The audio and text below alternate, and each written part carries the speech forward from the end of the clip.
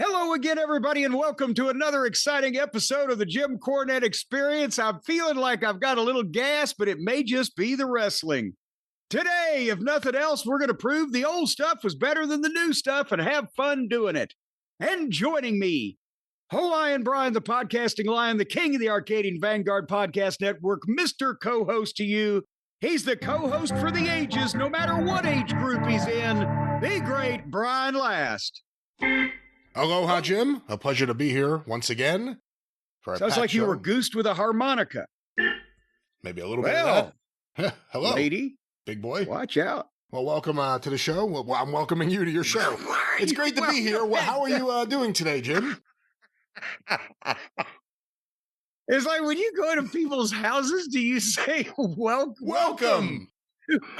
It throws them off. They don't know what to expect. Yes. No one expects you to walk into their house and go, welcome. All right. You said you didn't want to laugh today. You said right before we went on a program, because you're just a touch croupy today. It's all this crazy weather. Are you still sub-zero? You're freezing up there? No, it's damp and rainy, and it's about 40 degrees, and there's still snow on the ground, so it's melting everywhere. There's a giant fucking lake in the driveway right now. Yes, that's what it's all. And can you imagine all of the bacteria and fungus that all of that wetness and moistness and fetidness is breeding all over the place? No wonder. But you say I'm okay except when I laugh, and then I might start coughing, and then you just turn right around and you just make funny all at the top of the program. You misrepresented yourself. I think you're fine. I'm not laughing. Well, you will be and like it, fella. I had to go someplace this morning. I went to see my accountant because we are under 8 weeks away from the most miserable day of the year, April 15th, the tax day. And I had to take some stuff over there. And I was thinking on the way over there of something. And when I got there, I asked her a question she has never been asked before. And Brian, you being a financial guru up there with the JP Morgans and the fucking Claude Pierpont DuPonts and all the other fucking highfalutin financiers of days gone by. This is a hypothetical question. But I said, because I've always paid the taxes that I'm supposed to pay. I've tried to get professional people that get total my tab up as cheaply as possible. And over 45 years, I've been late a few times, but I've always paid the tax that I'm supposed to fucking pay, both to be a patriotic American and to stay out of fucking jail. Right? That's basically the two motives for paying your taxes, right? Is to be a patriotic citizen and stay out of fucking jail. I think just stay out of jail and then have the IRS leave you alone. That's the big motivator. Well, but it's a good thing that you can claim to be a patriotic American while you're still trying to stay the fuck out of jail. But that's anyway, one of the perks. Nevertheless, that's one of the perks. It's a 2-for-1. It's a 2-for-1. But I said I've been late a few times, but I've always tried to pay. And I said, what would happen? This is the question. What would happen if 80 million people all at the same time said, we ain't going to pay another goddamn penny in federal taxes until somebody hauls Donald Trump and his entire administration out of there in handcuffs and puts them in Brushy Mountain State Penitentiary somewhere? What would happen? And she said, well, that will never happen. I said, I know it will never happen. It's the same reason the wrestlers didn't get unionized, right? It's the same reason nobody will stick together on anything. That's been proven. But that's the beauty of a hypothetical question is, even though it can never happen, what if it did? And I started thinking of all the way they would have to hire 15 or 20 million new IRS agents to chase down those 80 million people. And then you'd have people trying to enforce the agents to go against their next door neighbor and or their wife or fucking in-laws or cousins, family, whatever the fuck. It would take who knows, the mathematicians could do, Carl Sagan could figure this out. 7,000 years for all of those people to be taken to court and tried and convicted and garnished and decapitated in the town square or sent to the guardhouse. Can you imagine the chaos that would happen? And but by the time, here's the thing, and then what would the odds be? You got to figure, well, if they're going to catch 1 in 80 million, they're going to catch me. And I might not live that long. And then the older people would be like, well, hell, that's a pretty good fucking bet. I mean, can you see all the possibilities here, Brian? This is a brilliant strategy right before tax season to openly opine about being a tax cheat. I've never even thought about cheat. Being this ballsy and doing this. No, right here. I'm not advocating anybody cheat. No, tell them flat out, all at the same time, 80 million people, stick your heads out the goddamn window and scream, I'm mad as hell, and I'm not going to take it anymore until Trump and the whole administration goes to prison in handcuffs. And don't cheat, just don't pay. I remember when I was a teenager, I heard about this guy that refused to pay taxes. Whatever it was that he claimed, he's a sovereign citizen or whatever it was, he refused to pay taxes. And the IRS went after him. And somehow it got to court. And he, in incredible detail, apparently laid out where the tax dollars are going. And when you actually lay it out and have a chance to, it's ridiculous. And apparently the judge was kind of taking his side. And then the story goes, the guy vanished and no one ever saw him again. Oh, yeah. See, so nobody's tested the precedent. But I'm not talking about one guy with a brilliant legal strategy. I'm talking about 80 million people all the same. Because think about a country of 350 million people. And that includes babies in the cradle all the way up to senior citizens on the resuscitator over at the resting place, and everybody in between. So you've got to figure that it would have to be one agent for every one person practically. The IRS would have to hire everybody that wasn't fucking not paying their taxes to go find the people that were paying their taxes. Or that were, you see what I'm saying here? It'd be 1 and 1, just like it is in the presidential election. I rest my case. Now, but again, the possibilities. Well, it might take, how many, and then you'd have to hire new judges, and they'd have to wait till new lawyers graduated from fucking school. There wouldn't be enough lawyers. Are there no prisons? Are there no workhouses? Are there no goddamn lawyers and agents to press the case, and lawyers to take the case, and judges to adjudicate the case? That people who were in their fucking 30s would not live long enough to be fined the interest and penalties. See the power of, hey, why don't you start it? Why don't you start? You should start it. Make an open declaration that you're going to do and encourage other people to follow you, and some of us will sit back and watch what happens. No, that's what I'm saying. There's the fly in the ointment there, pal. Everybody else will be like, you go first, like in the old days when there was only one shot to the fucking rifle in the Civil War, and they just walked toward each other like dumb shits. Well, shit, I'm in the first row. So chances are I ain't gonna make it. What the fuck was that anyway? But boom. See, it's gotta be instantaneous. This thing has to be, it's like a switch being flipped or it don't work. Everybody's got to be in on it or nobody. And the people in the front row, if the other people get the limber tail, boom goes the dynamite. I think you just hit on a great future segment as Jim Cornette reviews past war strategies. Well, I mean, seriously, in all seriousness, they couldn't figure out a better way to do that. Well, you've seen the fucking historical recreations on History Channel of these where they've got a gun that fires one fucking shot and they're just walking toward each other. What the fuck is that?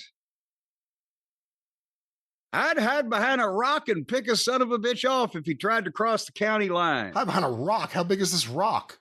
Well, big as it has to be to hide my big ass. What if there's no rocks? What if you're in an open field? That's the problem. They're all marching towards each other with drummers in an open field. That is the first rule of war. Don't get caught in an open field. Would you bring a drummer? No, I'd bring another fucking gun. I'd bring 3 more guns and tell the drummer to drop his drum and take the 2 guns. All right. Well, again, if I could figure out a way to hold a gun with my foot, I would bring 3 guns. You see where I'm going with it? More guns, less drums. All right. I don't know where we're going from here. This is such a fascinating discussion. I think it can go so many ways. Well, hey, we can go one way or we can go the other way, but why don't we stick with the topic of high finance and politics and governmental events and check in with the news on our poor friend and former Prince Andrew Mountbatten Windsor Fabersham, he's in a pickle now. He's in hot water. They have arrested and hauled him off and booked him and then put him in apparently a car with an electric shock butt plug up his. I don't know what's going on with. Do you have the news on what he's been charged with? Serious crimes here. All right, before we get to the crimes and what he's been charged with and everything else we know about this, let's discuss the photos that you brought it up. With the butt plug. All day we hear that he's in jail, that he's been arrested, or I don't know if jail's the word. He's been arrested. Hey, they took him in and booked him and et cetera. And then they've, he's on bond or whatever the fuck they call it over there. And of course, they invented the paparazzi practically over there in England. So they're all just waiting for him to come out. And they get this photo of him in the backseat of a car. And it's almost like he's the Terminator. He's got one red eye. He's got one eye that's just like drooping and he looks miserable. But no, he looks like he's scared to death of what he's seeing alien beings for the first time in front of him. Also, while he's getting an electric charge up of his fucking sphincter, that he's almost screaming in a British accent. I'm screaming and I don't know why, because there's a butt plug in my ass shocking me. Well, let's get to what happened. He looked deranged. Go ahead. He looked crazy there. I have an article here from the AP. Former Prince Andrew arrested and held for hours on suspicion of misconduct over ties to Epstein. London, by Danica Kirka. The former Prince Andrew was arrested and held for hours by British police Thursday on suspicion of misconduct in public office related to his links to Jeffrey Epstein, an extraordinary move in a country where authorities once sought to shield the royal family from embarrassment. It was the first time in nearly 4 centuries that a senior British royal was placed under arrest, and it underscored how deference to the monarchy has eroded in recent years. Wait a minute, that's would be 1626 if we're just going for an even 400. King Charles III, whose late mother lived by the motto, never complain, never explain, took the unusual step of what a motto that is. Took the unusual step of issuing a statement on the arrest of his brother, complaining and explaining, now known as Andrew Mountbatten Windsor. Here's the king. Let me state clearly, the law must take its course. As this process continues, it would not be right for me to comment further on this matter. The Thames Valley Police Force said Mountbatten Windsor was released Thursday evening, about 11 hours after he was detained at his home in eastern England. He was photographed in a car leaving the station. Police said he was released under investigation, meaning he has neither been charged nor exonerated.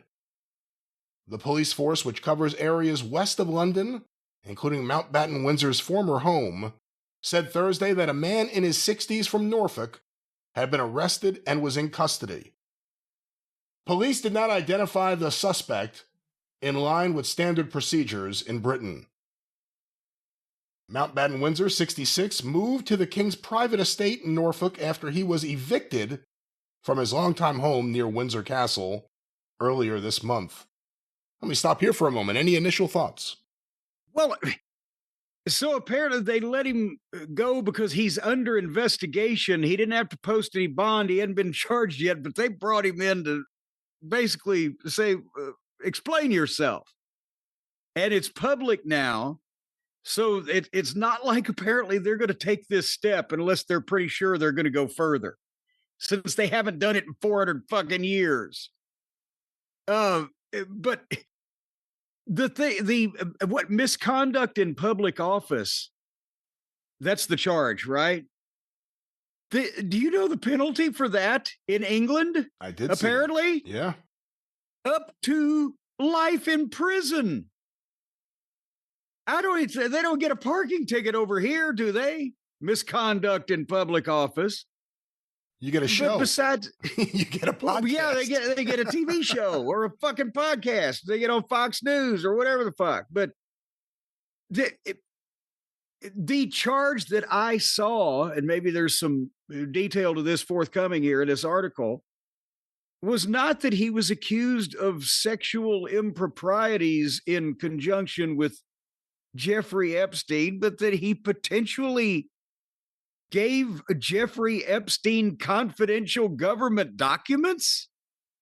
What the fuck is going on here? Well, he was the trade envoy. He was the trade envoy on behalf of Great Britain, going around the world and meeting with foreign leaders and discussing things related to the economy, I would assume, and trade in England. And then he relayed that information. What was he trading with for fucking Jeffrey Epstein? What was he getting back? Well, that's something I guess we still have to find out. But it's amazing how he's being held more accountable right now. The former prince is being held more accountable than anyone in America. Bill Gates had to cancel his speaking engagement. That's it. This is such a fucking horrifying thought to these people over there that they are breaking with 400 years of tradition to haul this guy in. And over here, we can't be bothered just to goddamn stop by their office and have a few minutes of their time for a Q&A. But nevertheless, go ahead. Well, this is a very, very long article, so I don't know how much more of the article. All right. Well, where does it get to the part where it's the confidential? But also there's a picture of him, too many pronouns, pal. There's a picture of Andrew Windsor Mountbatten of Foxborough in the Jeffrey Epstein files, straddling a prone young lady whose face has been redacted, and all this other fucking What was he exchanging secrets for secrets? I don't know. I think when you're a pervert, when you're an international pervert, you probably look for other international rich perverts that kind of see it your way, I guess, or at least will indulge in what you do, whatever it is. Is that a new goddamn line of work now for the 21st century? I've never heard of an international pervert before. I think this is apparently a blossoming industry and that's the thing with Jeffrey Epstein. How the fuck? I get they've hauled this billionaire from Ohio in for questioning on how he helped Jeffrey Epstein get some of this fucking money. Yeah, financed him. But Jeffrey Epstein was a billionaire too. How does a billionaire finance a fucking billionaire? If the billionaire financed a billionaire and he didn't get some more billions from somewhere else, then that billionaire wouldn't be a billionaire. But was he a billionaire? Was Epstein a billionaire, or was he living a billionaire's lifestyle on this guy's dime? Are you saying he was Jim Barnetting the situation? Why not? It wasn't his house. I mean, he had one of the most expensive, or one of the biggest private residences in Manhattan, right off Central Park. It wasn't his house. I think Wexner was paying for the house. Jesus. So right there, I mean, that's a big, chip right off the billionaire's block. Right, that chip off the old fucking block of New York City real estate. But how do these fucking people have the time and the energy and the dedication to go this far into this labyrinthian fucking scheme to get laid 3 times a fucking day? What the fuck? I cannot understand these fucking people on a variety of levels. You know, the interesting thing too is what would have happened if, I mean, again, she would be really old now, but if Queen Elizabeth hadn't died, how different would all this be playing out? Because obviously King Charles right away got rid of his brother, right away. And they say that his kid, William, doesn't think too much more of his uncle either. So the Queen was the one clearly protecting him and keeping him around. It's not like it's news to them that he's a fucking oddball. Oh, yeah, that's the thing is he's been doing this under their noses for all these years. They're bound to know exactly, if not exactly what, the gist of what all he's been a fuck up for so long. And then, but just the point is, at least, here's one thing, and then I will turn it back to you. At least they hold their people accountable no matter who their people are. Well, again, let's see where it goes. They just arrested him and released him. Let's see what happens next. But you asked about this earlier. I have something here from the New York Times. The last royal to be detained by the authorities, King Charles I, was tried and executed for treason in the 17th century after being defeated in the English Civil War almost 380 years ago. Jesus Christ. Well, but at least there's precedent. Oh, well. And actually, other members of the royal family since then have been symbolically shunned or have minor brushes with the law. Princess Anne, in 2002, became the first member of the royal family in modern times to be convicted of an offense after her dog attacked 2 children. But she was not taken into custody. Well, and that's actually, I don't think it impugns on. I don't know anything else about her, so I don't know whether she's a good one or a bad one, as Aunt Lola would say. But I don't think that impugns her character, that incident. But that's another thing, and then we'll move along to other people of questionable character. But I again see on Twitter, or you see people on the various news channels being interviewed. Well, so and so, if they had done this or done that, well, these people wouldn't want them to be penalized. No, I have no problem with anybody, Democrat or Republican, if it's suddenly the irrefutable evidence came in front of our eyes that they had been diddling kids or selling secrets to the enemy or whatever the fucking case is. I would have no problem with saying off with their heads. But I don't understand what our American problem is with it, just admitting, hey, you got suckered, folks. You got took a little bit. Just admit it and back away from the rotting, festering criminals so that we can apprehend him. Would you like to talk about more rotting, festering criminals, Brian? Oh, I don't know. What else is on the agenda? Well, the folks over at PowerTown are apparently having troubles because their power is down at PowerTown. On at least their customer support email is apparently now being bounced back. And there have been multiple disgruntled purchasers of pre-orders of figures that don't exist, haven't come, whatever, that are contacting Stephen P. New to see if he might be interested in representing them in a class action suit. How did it go so wrong, Greg? But I mean, has anybody from their side said anything about this since their side quit saying anything about this? No. Since the time where they didn't really say anything other than Magnum TA threatening to take his ball and go home, or that he was going to beat people up like that's going to fucking happen, we haven't heard anything. We haven't heard anything. And when I say we, the people buying wrestling collectibles and wrestling figures haven't. The talent have no idea what's going on. Whether it's current talent or legends of wrestling who, depending on how you see it, have either been ripped off or just lied to. And there's plenty of PowerTown t-shirts on sale on various websites with legends of wrestling. I don't think anyone should purchase those. Wait a minute. So hold on here. Don't let me distract you, but I may find something else to complain about them. In the contract, remember, I saw one of their contracts. They tried to get poor Stan Lane to sign, and he would have lost out on tens of thousands of dollars. And when I had the talk with Greg on the phone, that they were going to try to market these guys in other ways in addition to figures. But you're meaning to tell me that not only have they taken money for figures of guys that the fucking people ain't never got their figures and the guys ain't never got their money, but now they're selling t-shirts of some of these guys? If I go to one website, for instance, 80stees.com, this is a site that I believe gets licenses from various things so you can get t-shirts of your favorite cartoon character or whatever it may be. Here are some of the PowerTown shirts.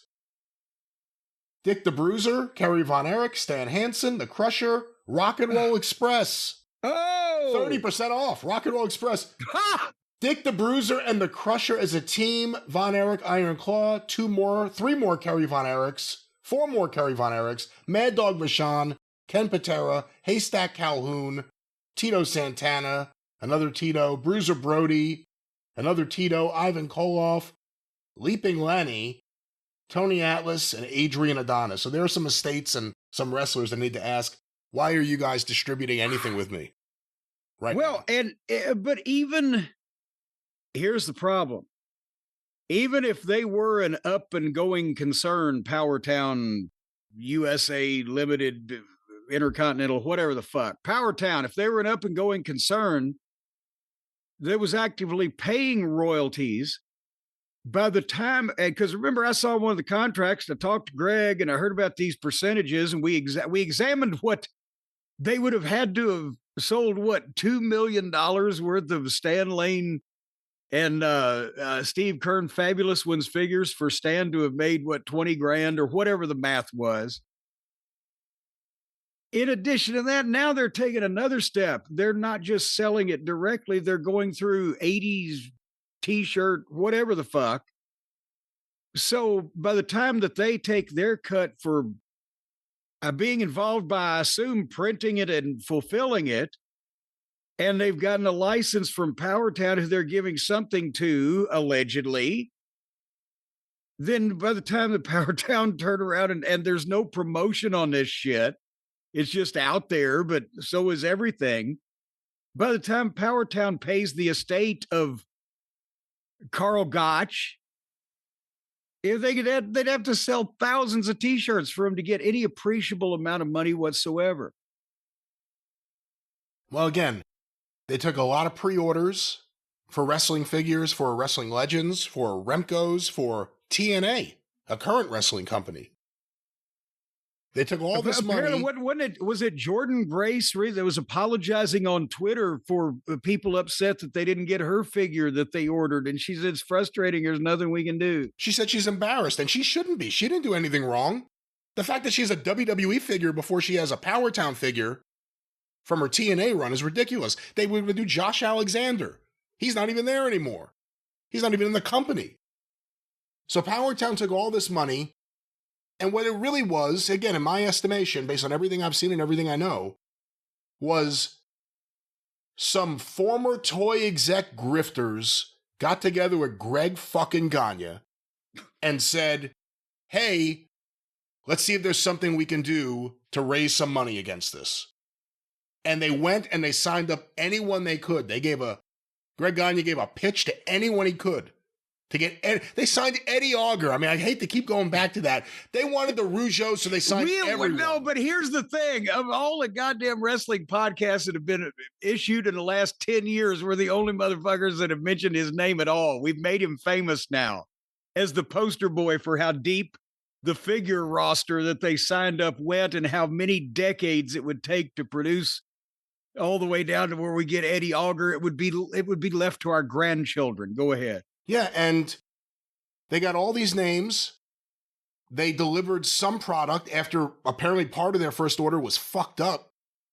And apparently those are on sale because their warehouse keeps emailing me, hey, another 10% off. They're now just $30. But they got all these wrestlers signed up. They got all this money in pre-orders, and they thought they were going to somehow rope in an investor. They completely ignored the realities of the current toy market and how things are financed and what you need to do. And now I think while all the other toy companies, everyone has delivered, they're the only one that there's no sign of any hope. And Greg Gagne, I heard he's making a convention appearance soon. You know, he should be ashamed of himself. And I'm sure he won't be. Is he going to be the first wrestler in the world when he does his Q&A? The answer to every question is, I'd like to exercise my Fifth Amendment right, please. Yeah, and Magnum TA really should feel embarrassed. Magnum TA should feel embarrassed more than anyone because he has done nothing but go to bat for these people. And I heard that Magnum TA indicated to people that they're still trying to raise money so they could even do any of this. Like, they still need money. All the pre-order money, where did that go? Where did that go? So yeah, there's people talking a class action lawsuit, and I should real quick just say, if anyone did purchase from PowerTown and wants to link up with other people that did, there's a message board. If you go to WrestlingFigureDatabase.com, there's a tab for forums. And once you go to forums, look for other brands, and then look for PowerTown Wrestling Figures. And there's a forum there, and people are trying to link up and get together because a lot of people are out a lot of money. And it seems to have been just a game for Greg Gagne and Magnum TA. And Magnum TA needs to stop talking like a fucking tough guy, that he's going to go home and do anything. If you want to be a tough guy, Magnum, tell the fucking truth. Tell everyone why their money was taken and nothing was received in return.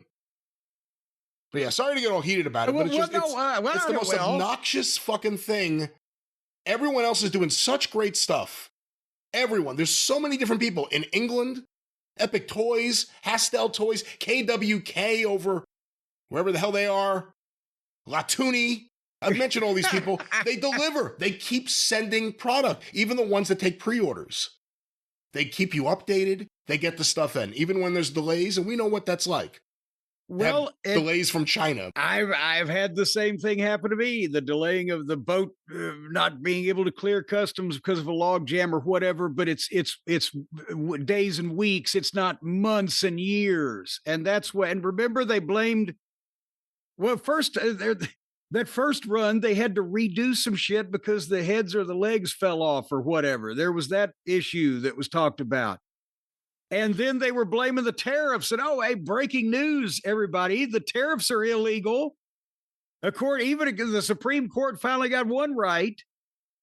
So if they don't have to pay the tariffs, then they ought to be able to get this giant boat of shit that's been waiting for the tariffs. Or they said they were going to fly the stuff at one point from China to the United States, which you and I said, how much the fuck would that cost?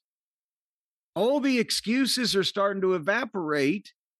And I feel bad for Magnum because, truthfully, as I mentioned, I was involved in the first part. This was 2020 when we were getting the boys set. 2021, this was almost 5 years ago. It was late summer. That Greg Gagne gave me a heart attack because he called up and told me he'd already signed Stan right when I was putting the Midnight Express figure deal together. And which... ours have not only been made and delivered and sold. By the way, a few stragglers are still on sale at JimCornette.com. But people have been enjoying this shit that they bought and paid for years now. And Greg never had Stan signed. He had just offered him a contract, which is how I saw the contract. Greg had called me also. And at that point, Magnum was one of the first line of legends. And unless he was just lying to me as a secret agent, didn't have dick to do with ownership or office. And the last time I had talked to him about it, he was like, I'm going to have a long talk with Greg Gagne because I don't see him. I'm going to make any money. And apparently he had a long talk with him, ended up in the fucking office. So I don't know what these people are doing. Yeah, how does that work? I don't know. I'm going to find out more about this. Well, I'm now the chief executive. What? Yes, I'm gonna find out more about why this guy isn't paying me any money. Oh shit, now I'm his partner. I don't know what the I heard Magnum literally gave away a couple of the demos, I think it was the Rock and Roll Express, to someone who confronted him upset about what the hell's going on? Why do I not have anything? So Ricky Morton may not have one, but someone apparently has the Rock and Roll Express. well, and that's the thing is the last I heard, which was just a few months ago, Ricky's son Kerry was on some form of the interweb saying that it's a daggum shame that they have not gotten one penny for whatever's been produced of the Rock and Roll Express in the way of figures, that the Rock and Roll Express ain't got anything off of it. So, this, what did I just say? Whether it's my side or whether it's their side, the Republicans or the Democrats or the civilians and the boys. I don't always hang with the boys when they're cheating people out of money. Just come out and say what's going on. We had a business model. It didn't work out. Unfortunately, we took all of your money. Whatever. You're going to have to file for bankruptcy. Everyone's kind of expecting that at this point. They weren't at the toy fair this year. People were waiting to see if they would show their face. Their emails are bouncing back. Their website's still up taking pre-orders. You want to talk about scummy? Their website is still up. You can go there right now and pre-order the TNA set. But wait, you can go to the website and order the stuff, but you can't email them to ask where the stuff is after you've ordered it and paid for it. That's right. Let me test that out. I'm going to go to the PowerTown website. Here are the Remco figures that never arrived.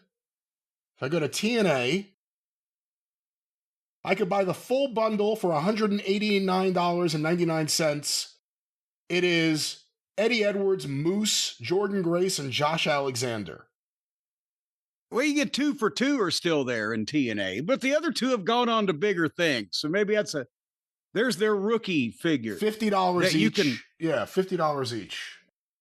And should you save space on your shelf though for it, or are you just paying for it? You can't buy the Remcos. The Remcos are listed as sold out right now, so you can't get that.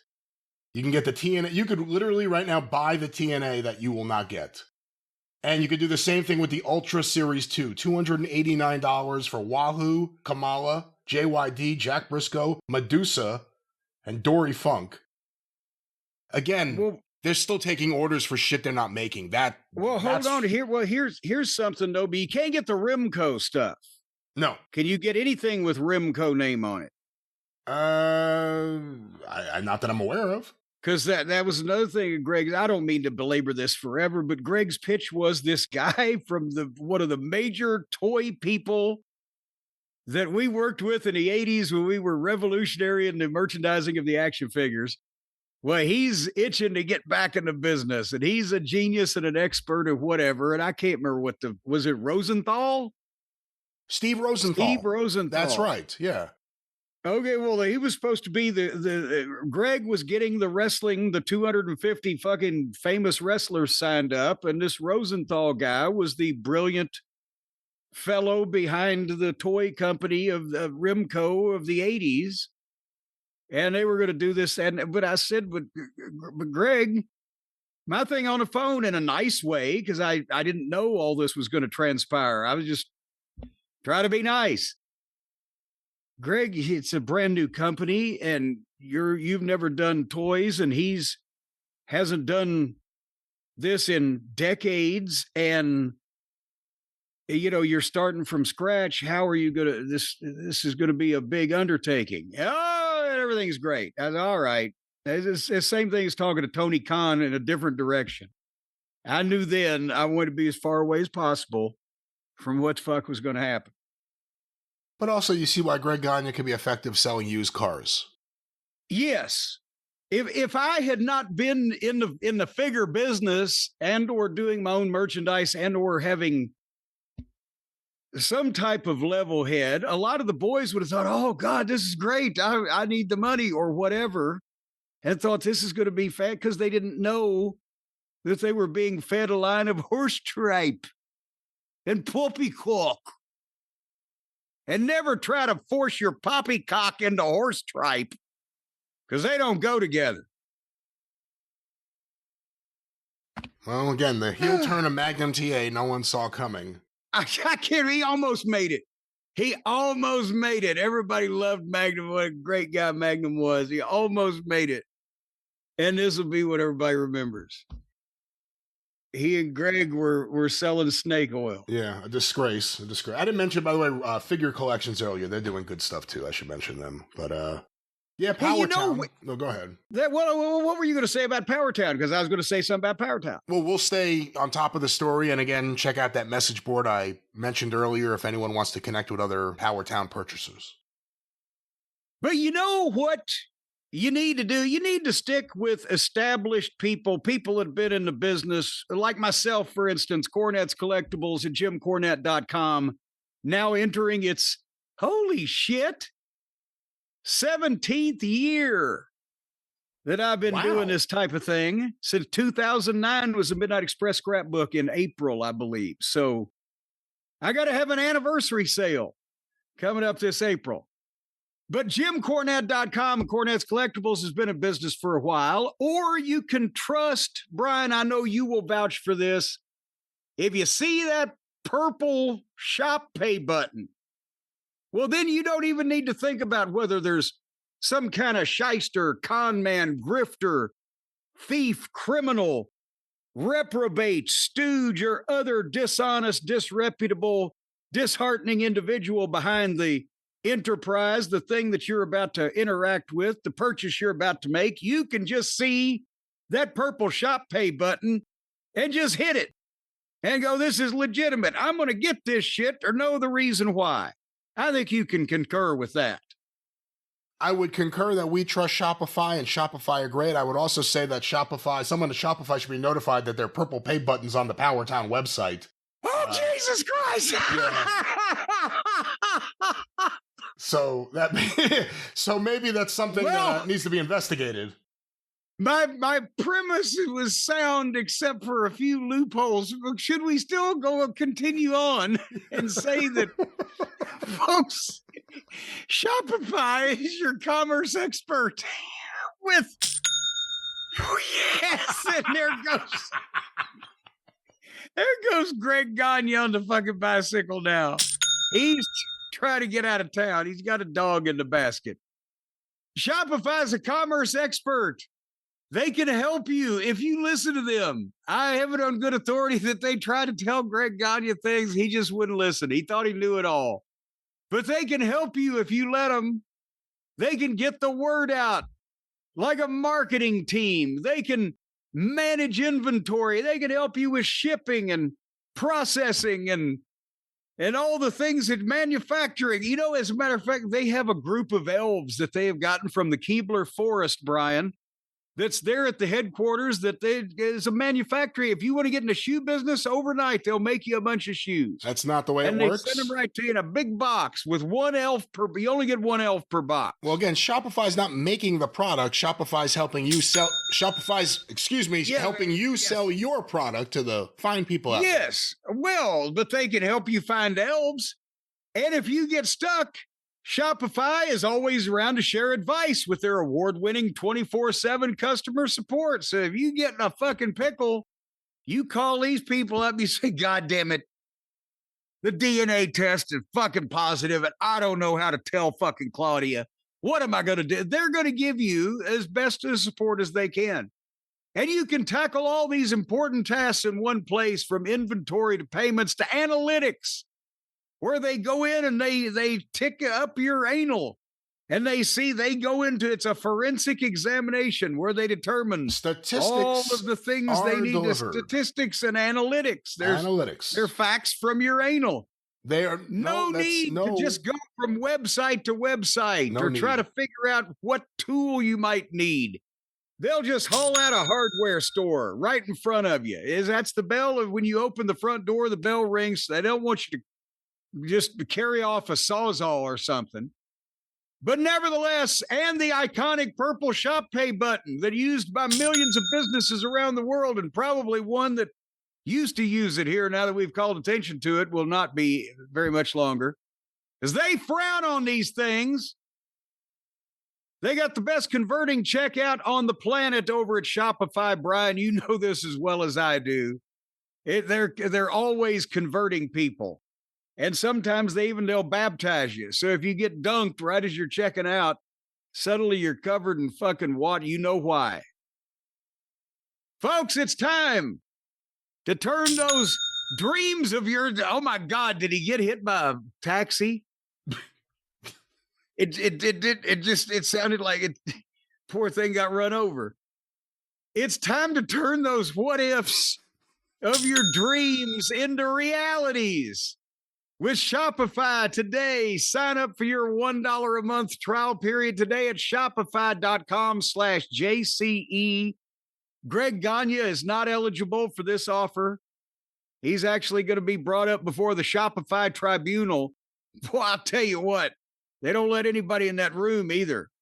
They've got a battery that they hook up to people's testicles that fuck around with that purple shop pay button. Go to shopify.com/JCE. I swear to you, I think the bell needs to be tuned. Shopify.com/JCE for that $1 a month trial period. And you'll find out what Shopify can do for you. That's right. They could do for you what they do for us. We trust them with ArcadianVanguard.com, and you could trust them with your business. Our fine friends at Shopify, Shopify.com/JCE. You know, Brian, I knew one guy, he wanted to sell cuckoo clocks. So Shopify agreed to manufacture the cuckoo clocks for him. And if he'd have paid them, they would have sent him the clocks, but he didn't pay them. So they just gave him the bird. But one of our favorite cuckoos has given us the bird on national television again this Wednesday night. I think we should go ahead and talk about Dynamite so we can get it out of the way. What do you think? All right. I mean, I don't think it was that terrible on the scale of terrible Dynamites, but a big main event. A big main event.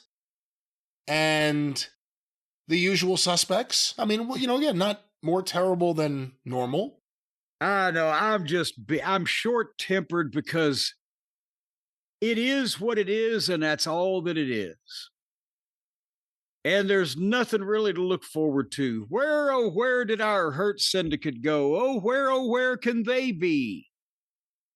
We were actually even kind of willing to give Davis and what was his name? Goddamn, I forgot him already. His partner he had for a week. There you go. Jake Doyle. Boy, Barnett's Doyle lasted a lot longer than Davis's Doyle did. We were willing to give them a chance. They were taken away from us. But the people that we can't seem to get rid of, we can't seem to get rid of. So they were in Sacramento. This was February the 18th. And again, besides the endless Tonight promos at the start of the thing, they either jump people into fucking aisleway or backstage to start the program, or they talk us to death for 4 or 5 minutes. But we get an eliminator match with Moxley against Mark Davis, where if Mark Davis wins, which he ain't going to do, then he gets a match for what is the fucking belt that Moxley has? Which one? He won the Continental Classic this year. The Continental belt. And they're going to do the Continental. Well, we had an insufferable play-acting plumber against poor Davis, who could have been half of the top tag team, and now he's the jobber to the stars. And they went 15 minutes, and Moxley choked him the fuck out. And I guess in between that, Moxley was Moxley. I don't know what else to say about these people anymore. I'm so disheartened. Yeah, you really sounded. What the hell kind of review is this? I didn't think Mark Davis looked that good in there. I know we always talk about Moxley's bad work, but Mark Davis, it's not sloppy. It's, I don't know. Sometimes, I'm not saying he should be stiff with people, but lay stuff in maybe. And I enjoyed it for a little bit because I started doing Moxley's voice to myself, watching it here in the office, calling out what was going to happen because it's every match. Now you're going to stand here in the middle of the ring and chop me, and I'll take a step back, and I'll come in. It's the same fucking thing every fucking match with him. And then, I choke you out. And it's and by the way, when they start the show and they show you all the members of the fucking Death Riders like pumping each other up for like whatever's going to happen, I don't know. It's not the same when they're in an alley, but you see daylight behind them. But back to you. Well, but that's the thing is that we know they have wonderful matches for people who like the matches that they have. You can't get away most of the time from the sloppiness or the phoniness or the preposterosity or the lack of any rules or the cohesion in any kind of push for who are the stars and who are not. But a theme that runs through this program is now I want to try to figure out, they're re-racking again who we're supposed to cheer for and who we're supposed to boo. Because of Moxley, as we've said for a number of weeks now, they just decided, okay, he's a babyface now. This whole bunch that has been running roughshod with no resolution, no force of good came up to overcome them. They just bleached people, and then now they're the side of good for the company. And this other group of people who are also argue amongst themselves are on the other side of them. But Swerve just turned heel, as now we know that they didn't do it accidentally last week, that he was going to. At least we think he has. When you hospitalize the fucking one of the top baby faces who we're still pretty sure is a baby face by virtue of the fact that he's such a goddamn insufferable, nerdy douche that nobody would take him seriously as a heel.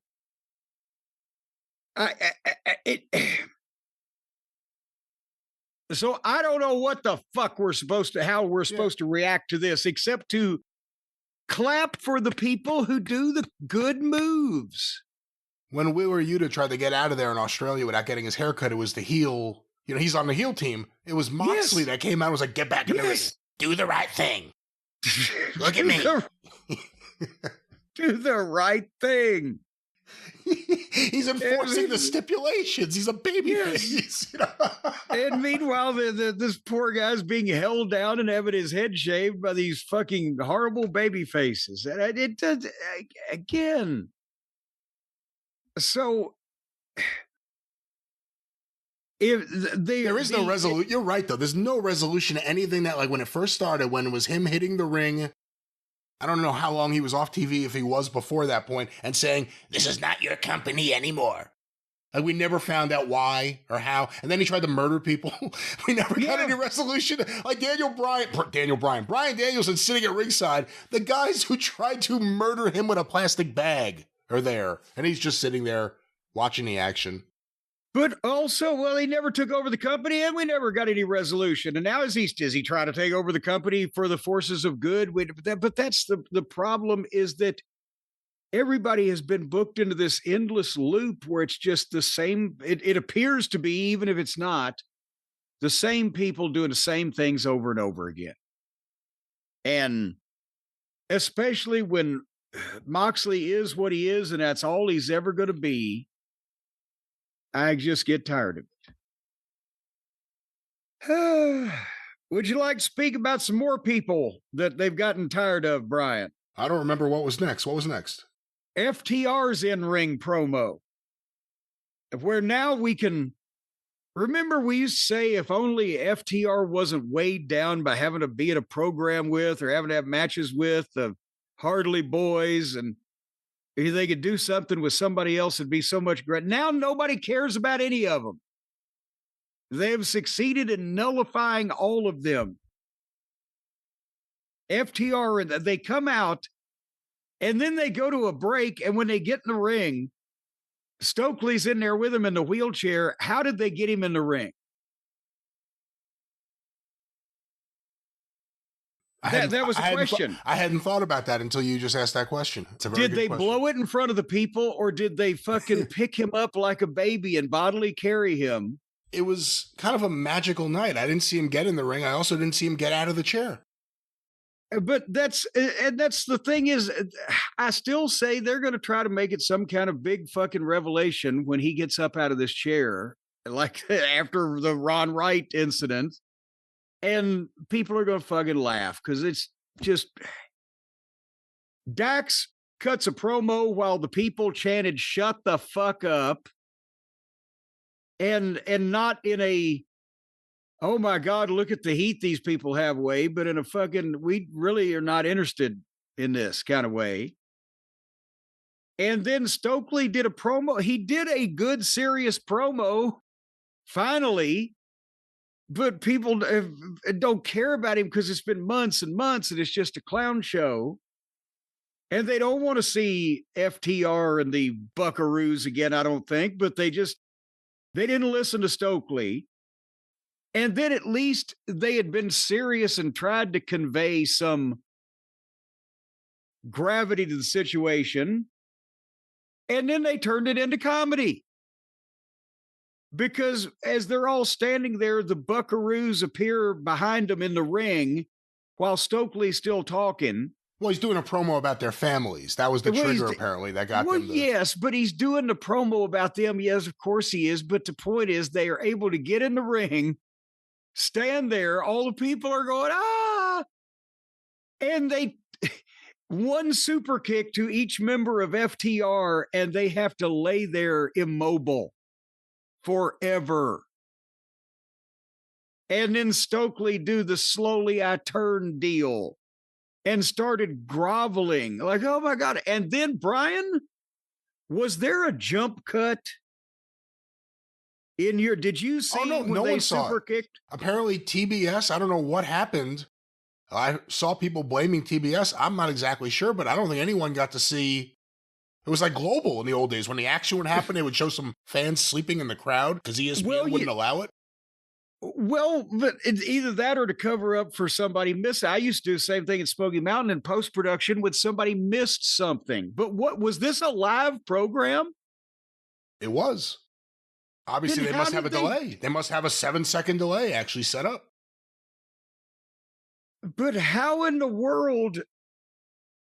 I've seen him do 7-second audio delays, but it had to look like shit, and he took the bump anyway, because why else would they have bleeped it? They had to miss it, right? I say bleep, edit, whatever. How would they be able to react that quickly? Like, oh my God, because there's some other shit that's missed on this program by a country mile. Or is there any conceivable other reason why suddenly they edited this live show with the two baby faces super kicking the goofy manager in the wheelchair? I don't know. Again, it wasn't a random moment. It was the moment that the guy in the wheelchair was getting super kicked by the Bucks, the baby faces who snuck up on the heels. Was it because he was in a wheelchair? Did somebody at Network Command not get the memo about nobody's really in a wheelchair in wrestling? If that's the case, then you can never use a wheelchair in AEW, and they should have known that at some point, right? You can't just be like, well, we're going to have a payoff one day, the guy in the wheelchair is going to get knocked. What do you mean we can't knock him out of the chair? Defeats the whole purpose. Everyone in wrestling in a wheelchair gets knocked out of the chair. The point is, this is a mess. It's a mess. They've been doing this to FTR and the Bucks was a big deal, even for us at one point. Everybody knows who we were pulling for. But now the young Bucks have become the old Bucks, become the stale Bucks, and FTR has been booked into oblivion. Stokely is the butt of every joke, and they can't even show their goddamn angles on television. So here we go again. And then the Jackson boys made a corny challenge for the pay-per-view because they're just they're parodying themselves at this point. They don't take any of this seriously, and they've got this guy's guaranteed money. And they know that they could get in the ring and set themselves on fire like one of those protesting monks in the 60s, and people a lot of time wouldn't give a shit. So that was that. Yep. Did I miss anything? No, I think their tag team division right now is dead. I don't think anyone cares about FTR at the moment. I think the Bucks are doing everything they can to try to recapture some of the magic they had with those fans by basically just scrubbing the last few years and going back to who they were a few years ago. The enthusiasm's gone. FTR and the Young Bucks is not a big deal anymore. And at one time it was, and you could argue, and I would certainly argue, the feud has been nothing. Like, even when they were having those matches, the feud was like non-existent. There was no good feud. It was just a feud around matches. Around matches. There's no ongoing. Well, in this company, there's no real ongoing weekly rivalries that last over the weeks and months and get the long running thing going. It's hot shot into the next fucking collision on Saturday night, a Grand Slam or pay-per-view or Titty Tuesday or whatever. Do you really think it maybe just that the kick was really bad, or just it looked so bad they had to cut it?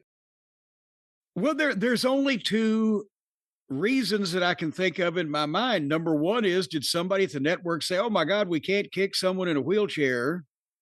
Or secondly, they fucking missed it. It looks so fucking horrible. But truthfully and honestly, I'm leaning toward you can't, now that I talk it out loud, you can't kick somebody in a wheelchair because Tony Khan would not have been able to give the order to, oh shit, that just looked like complete dog shit. Stop it quick enough for them to do it.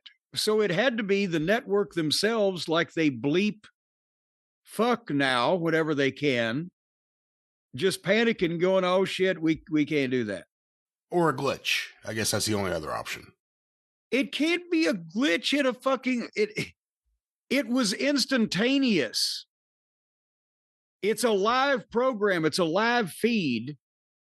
And suddenly there were approximately 2 or 3 seconds out of it, but it didn't go to black. It just jump cut it. So I don't think I think that's the prettiest they could make it. But I don't think you can do that with a glitch. It's never happened before. Well, Jim, were there any other glitches in the system on Dynamite this week? Well, Willow and Megan Brain and Marina Schaefer and Mina Mellons had a TBS title 4-way. And did you see the first move? Because that's all I saw. I don't recall the first move. I don't know. Marina Schaefer tries to throw Mina out of the ring, and Mina couldn't get, it wasn't that she couldn't get through the ropes. She got hung up on the rope. She just got thrown right into the rope, and then, oh shit, and then had to stop it. She couldn't figure out how to fall out of the fucking ring.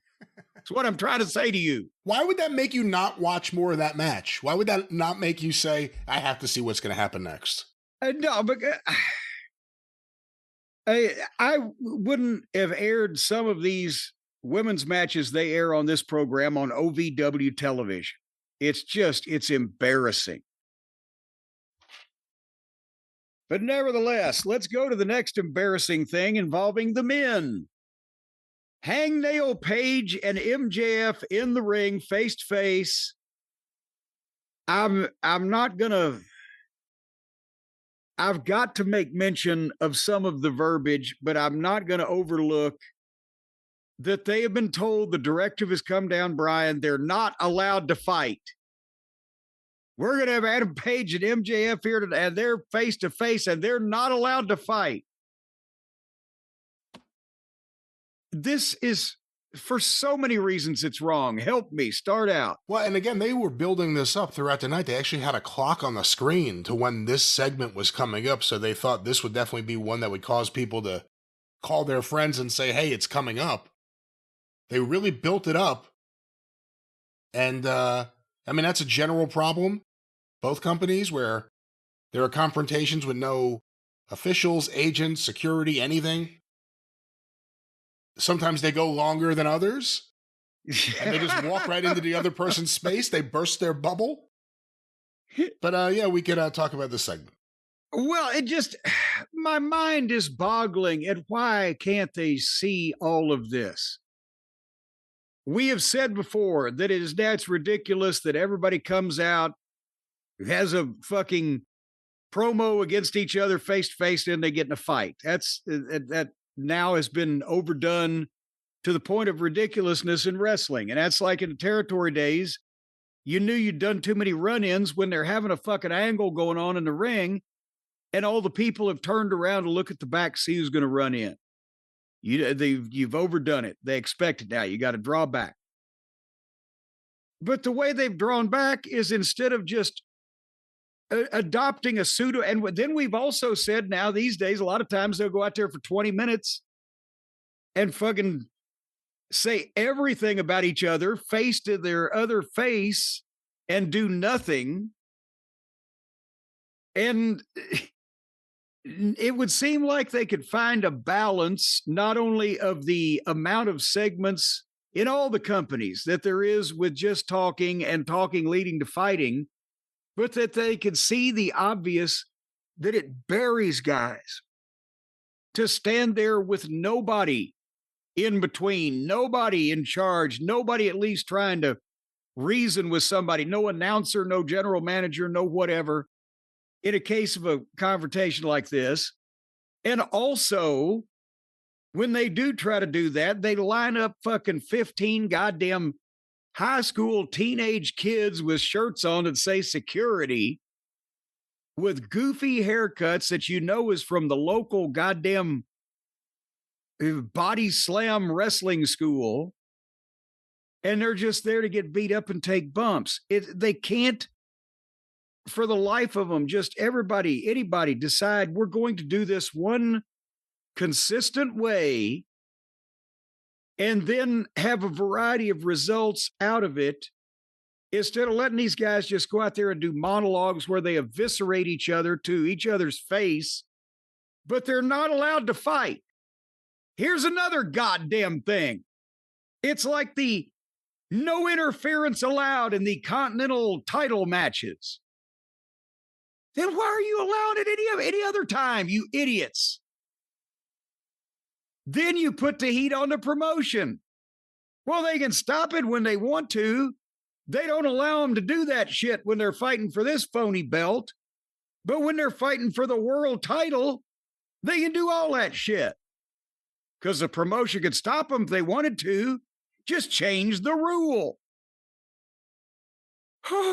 Right. None of this makes any sense. Brian, this is why I'm getting so daggum stressed. Do you see the dichotomy of some of these declarations they make? I agree with you that I don't think it helps anyone to have these face-to-face interview debate segments. Doesn't help anyone.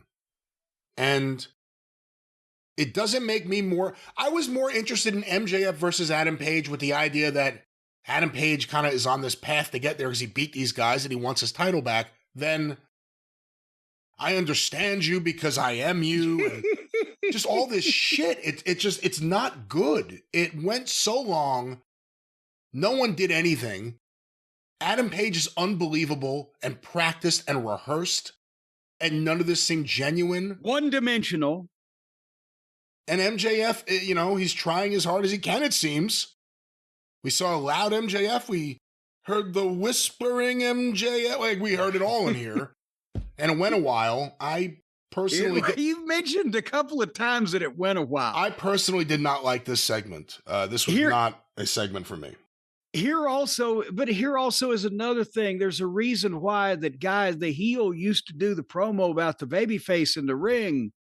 And the announcer is fucking holding a microphone for him and he's cutting the promo and he's saying all these horrible things about the babyface, but the babyface is not in the ring. And finally, when he gets to his mother, his wife, or his dog, or whatever the fuck. Then here comes the fucking baby face coming down there, say that to my face, motherfucker. Now the heel has said almost all the shit he needs to say, and the baby face can vent on the heel, who not only has a reason to back up a little bit and let this fucking guy talk, but also there's still some semblance of an authority figure, the announcer, the general manager, the whatever, holding a microphone and trying to, now come on, guys, just a little fill in the middle.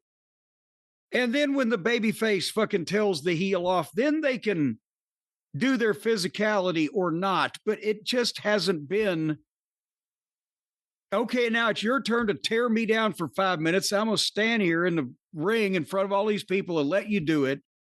And then hopefully my response will be equivalent to yours at least, which nobody's is against MJF, but especially Page. I made some notes. Beside growling in unrealistic and unintimidating way. Sounds like it was written as a high school paper. At one point, this is a quote, the depravity of your actions. I used to hear Stan Hansen and Cowboy Bob Ellis say that shit all the time. And that's when, like you said, Page said, I've never met anybody more like me. What? Your desperation for love and acceptance.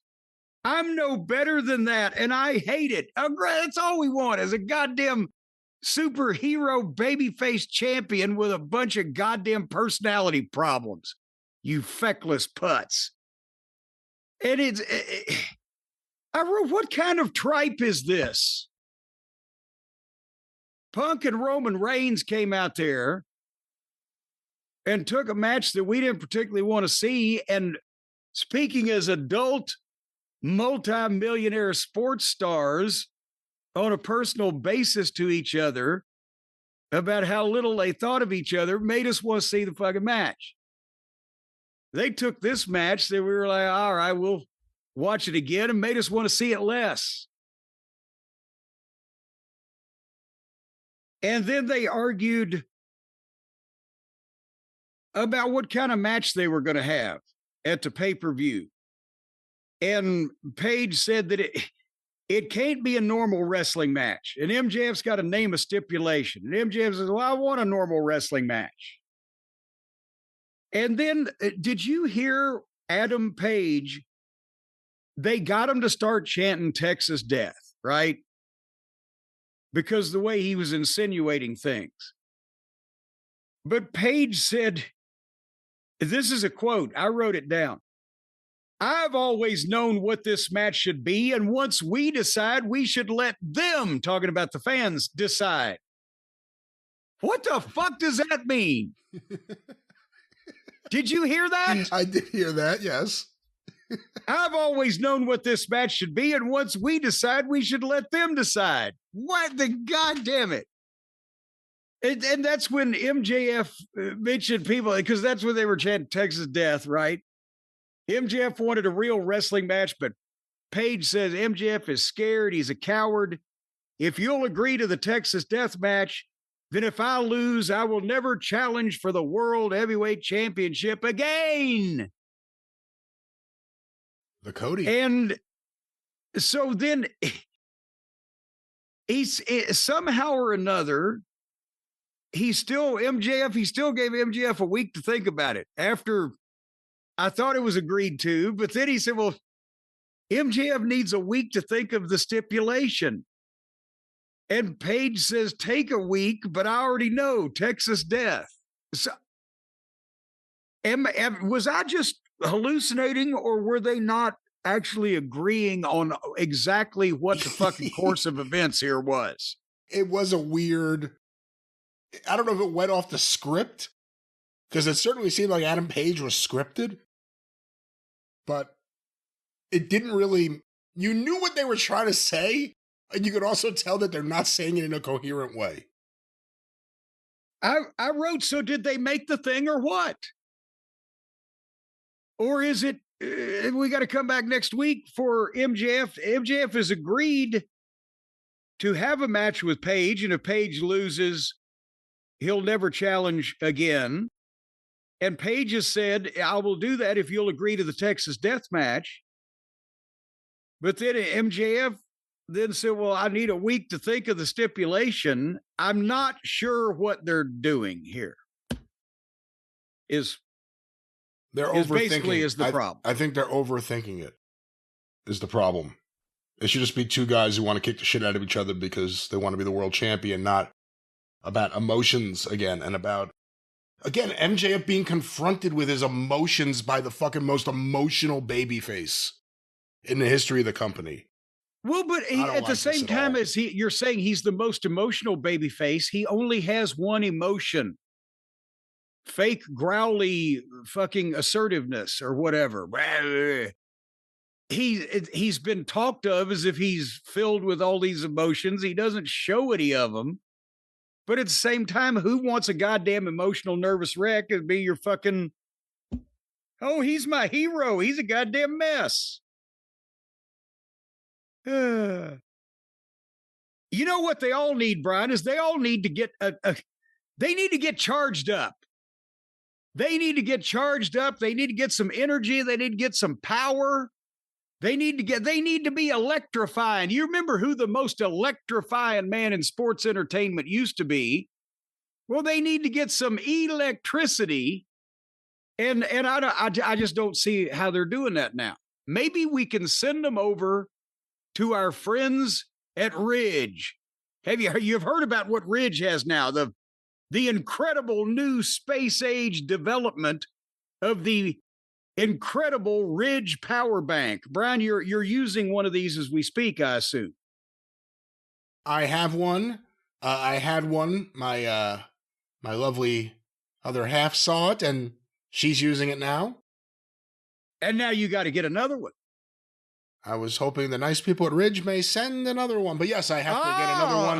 They are very fine. They are very fine and very nice. Nice enough to the point that your family will try to steal them, justifying it by saying they have a lot of things to charge. Well, but I see a little insinuendo there that you'd like another one. But boy, I'll tell you what, you're going to fucking put the power grid down then, because folks, the Ridge 5-in-1 travel power bank is exactly, you're carrying around a portable fucking electric plant, because all of these stupid things now that you have to live your life, that you got to plug in your telephone or your fucking headphones or your what? Now you got to plug your watch in. Brian, have you heard about this? Years ago, I had a watch that you didn't have to plug in. Now you got to plug your watch in. You got to plug your books in. You got to plug your vibrators in. There's all kinds of things. They've only got so many plugs, either in these hotel rooms or when you're on the go with your hurry-scurry life.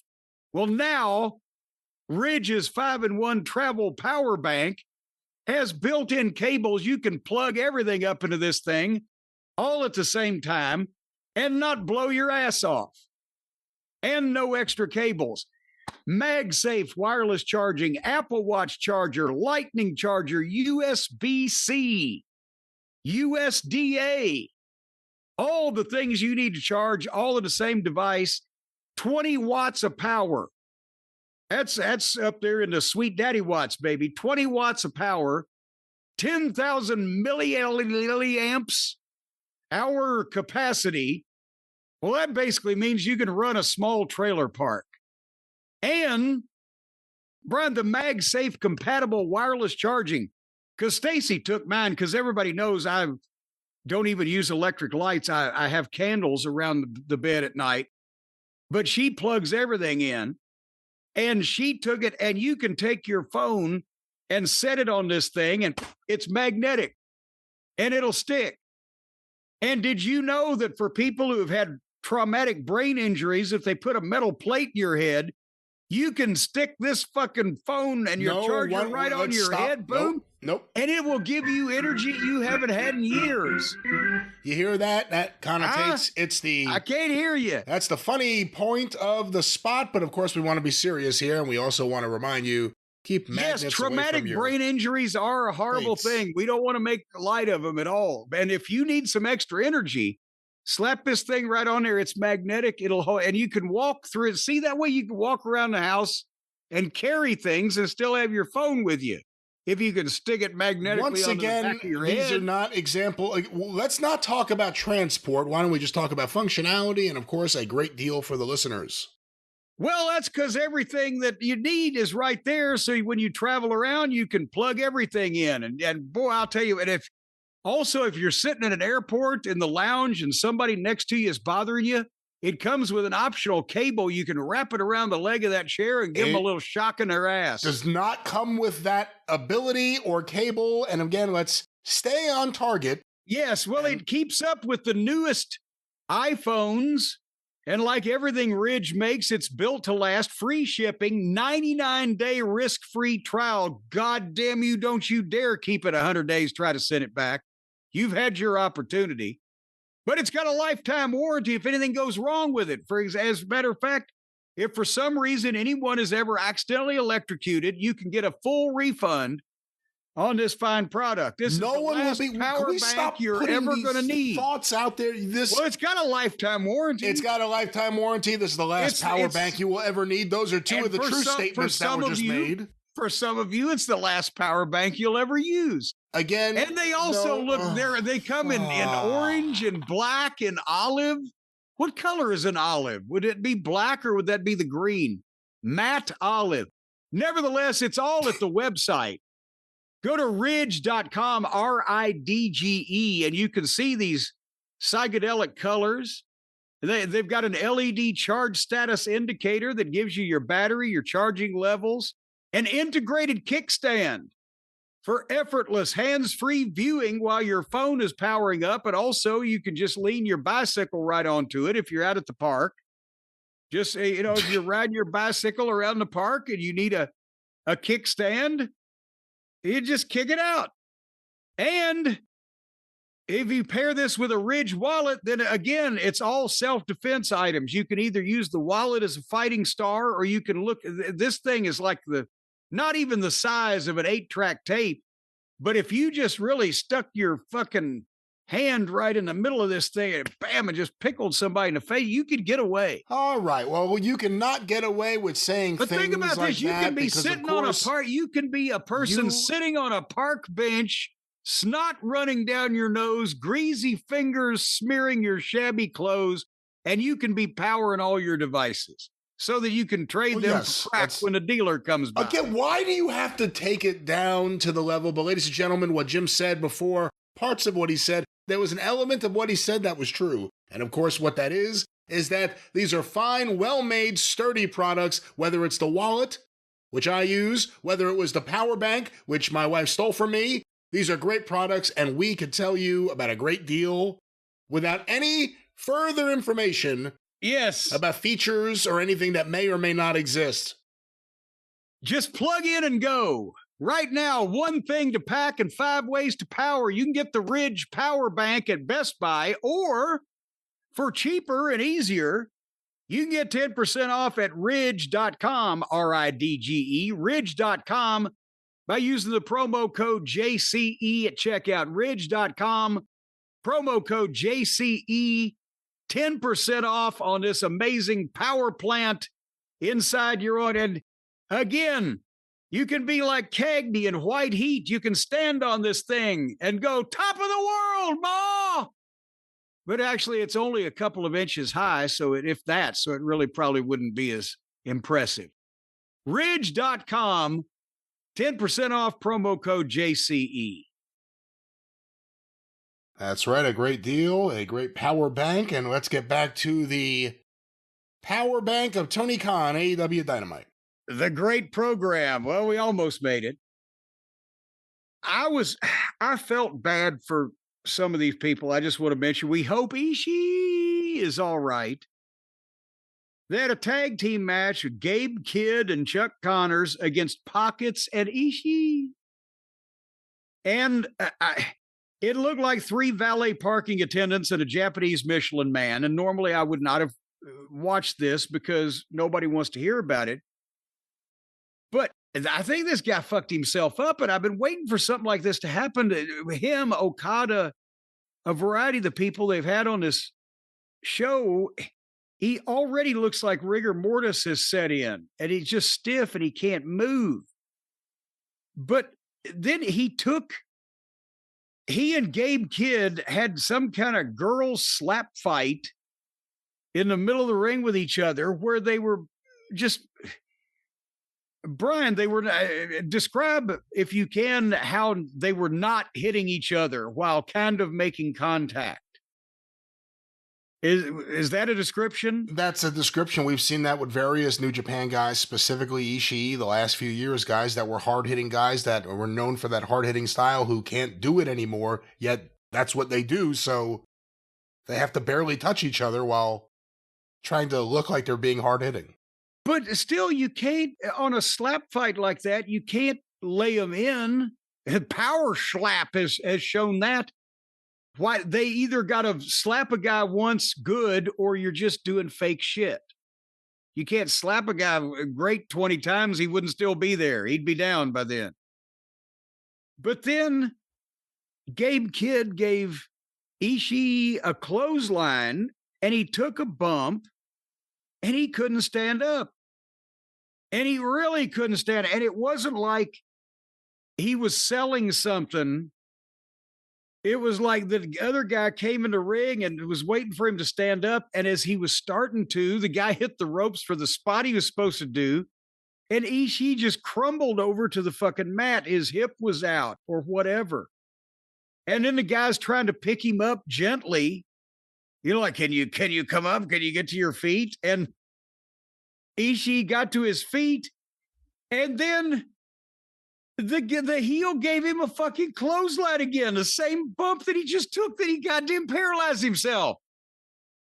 What the fuck is the matter with these people? He literally just took a bump from a clothesline and could not stand up. And this guy obviously saw that he couldn't stand up and helped him get to his feet and then had him take the same goddamn bump. I mean, Ishii must have wanted that. Well, of course he did, because they all want to die in the ring, and it looks like they'll achieve their fucking goal any old day now. Any day now, you will die on my mat. Good night, my love. And then he got back up, and he started limping to hit the ropes, and he fought back, and he was unsteady on his feet, but he got to goddamn, it was only then pockets came in, and they went to the floor and Darby Allin hit Gabe Kidd with a skateboard, and finally Ishii was able to stand up and half-ass brainbuster with Chuck Connors, one of the heels. And then he crumpled back on the mat again and his nose was bleeding and he was selling his hip. I'm like, what the fuck were they doing to this guy? How old did we establish he was? He's in his 50s, right? I will look it up, but this is also his return match. That's important to note. He's about Jesus Christ. God damn it. Because they had him in the back before Orange Cassidy. I forget who's in the... Roddy Strong, who turned heel and then wasn't seen again. He said, I don't have anyone to team with. I don't have him. But remember, there's more members of the conglomeration. Then Ishii walked out, and then that was the last time he walked for a while, apparently. He is 50 years old. Jesus. I don't, but I've never seen a guy just take and it wasn't even like a big bump from the clothesline, and the clothesline wasn't stiff. He just fell down and could not get up. They had a girls' tag team match with Becca and Viva Van against Jamie Hayter and Alex Mountbatten Windsor, who are now known as the Brawling Birds. And I think the Van sisters lost. And then we move on. Can we also bypass Kevin Knight in a single match? We just mentioned this guy. Rigor Mortis is back. Old attorney Frank Mortis at law.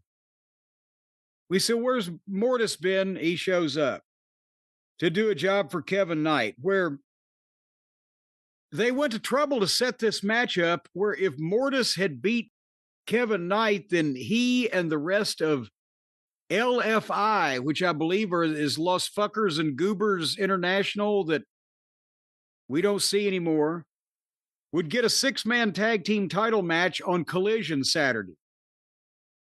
And then Kevin Knight won, so they don't get the match. So I guess they're not going to have the match on Collision Saturday. But then it was time, Brian, for our main event. Now we can settle down and talk about some things for a few minutes. And without question, this is a big main event for AEW Dynamite. This is a pay-per-view quality match for AEW, wouldn't you say? Well, with what they've got, yes, unfortunately, with what's available to them, yes, this was a big match. And I said last week, unless they are turning Swerve Strickland heel, well, they may still be crazy, but they'd be really crazy the way that he was talking and acting. So here they pulled the trigger on it. And the only problem is it effective anymore for anybody to hospitalize or injure or put out of action Kenny when he never gets even for any of it? He just came back not long ago as I want to get in the fucking title hunt and I've got to win matches. This was, 6 weeks ago? Just long, or maybe 8 weeks ago, long enough for him to get in the goddamn deal. And now they've done a hospitalization angle and a heel turn. Is he going to come back and wrestle Swerve Strickland in a match or series of matches? Or is he gone again? Because remember, Kyle hospitalized him in some kind of way, and they hospitalized him after he came back from his diverticulitis, and so that's the point. Is at this point, is this what happens with him, and he never gets even against anybody? This is a way to keep his matches down for the year so he doesn't work more than 10 times. You have him work, look okay, and then he gets hurt and he disappears for a while. Goes to Japan. It's not to wrestle, just to go there. Yeah. Well, they milked this all night and they rang the bell at 5 minutes till 10. And of course, I forgot to do the work that I have to do to see this program and record the program after this program, because every week when it's a run over, why don't they just schedule it so that we could all be saved this? But nevertheless, they went back and forth for a minute. Swerve did a dive. They stayed on the floor, went out into the crowd, and went to the break. And they were in the break at 10 o'clock. So again, unless you're the diehard faithful, you're going to miss a lot of this. You're not, whatever. But it was Swerve and Kenny, and I will refrain from my commentary. For the kind of people who think this is wrestling, it was wonderful because they did every move they could ever do. And Kenny was Kenny. But then they had a pretty good heel turn going, because I didn't record the overrun, but I did catch up with the footage on the internet. They can be subtle, and then they got to beat you over the head with it. At one point, Kenny was running for the knee, and Swerve pulled Aubrey into the knee. Boom, and Aubrey got wiped out. And it was like, was that on purpose or was it inadvertent? Was Kenny trying to grab her arm to say, hey, I'm hurt, or whatever the case? Nice, subtle thing. Then they did 18 more things with a new referee coming in. And then Swerve just hit like a couple of goddamn big things and beat the motherfucker. And then not only that, but then he grabs Kenny and he gives him the big Framistat, and then he tosses him outside and he gives him the upside down dingbat through the announce desk. And Kenny's stretched out and Swerve is, I needed that. Are the fans going to kick Swerve out of his house now? Because that's the thing that they all agree on, is that whenever they say whose house, they're supposed to say Swerve's house. Has he ruined that? Or is it still going to be Swerve's house, even though he tried to paralyze and make a quadriplegic out of the fucking mush-mouth, wishy-washy baby face? No, people still like chanting and singing, so it'll probably still be his house. But why couldn't he have pulled Aubrey into the knee, and then when Kenny was goddamn mortified and shocked and trying to render aid and, I don't know, CPR, mouth to mouth, he probably wouldn't go that far. She'd probably just not make it. But while Kenny's trying to attend to the referee, Swerve does one goddamn thing, one cheating heel thing from behind. Here, give him this move or kick him in the head or whatever, boom. And either if the referee can't roll over, then the other referee slides in just at that point, 1, 2, 3, and then he's turned heel in such a way that your baby face is still saved. But instead, after he does that little subtle thing with the referee, then the baby face and he go another, I don't know how many minutes, but he hits another 18 fucking things and then completely incapacitates and paralyzes, as I said, and hospitalizes the babyface after. What the fuck?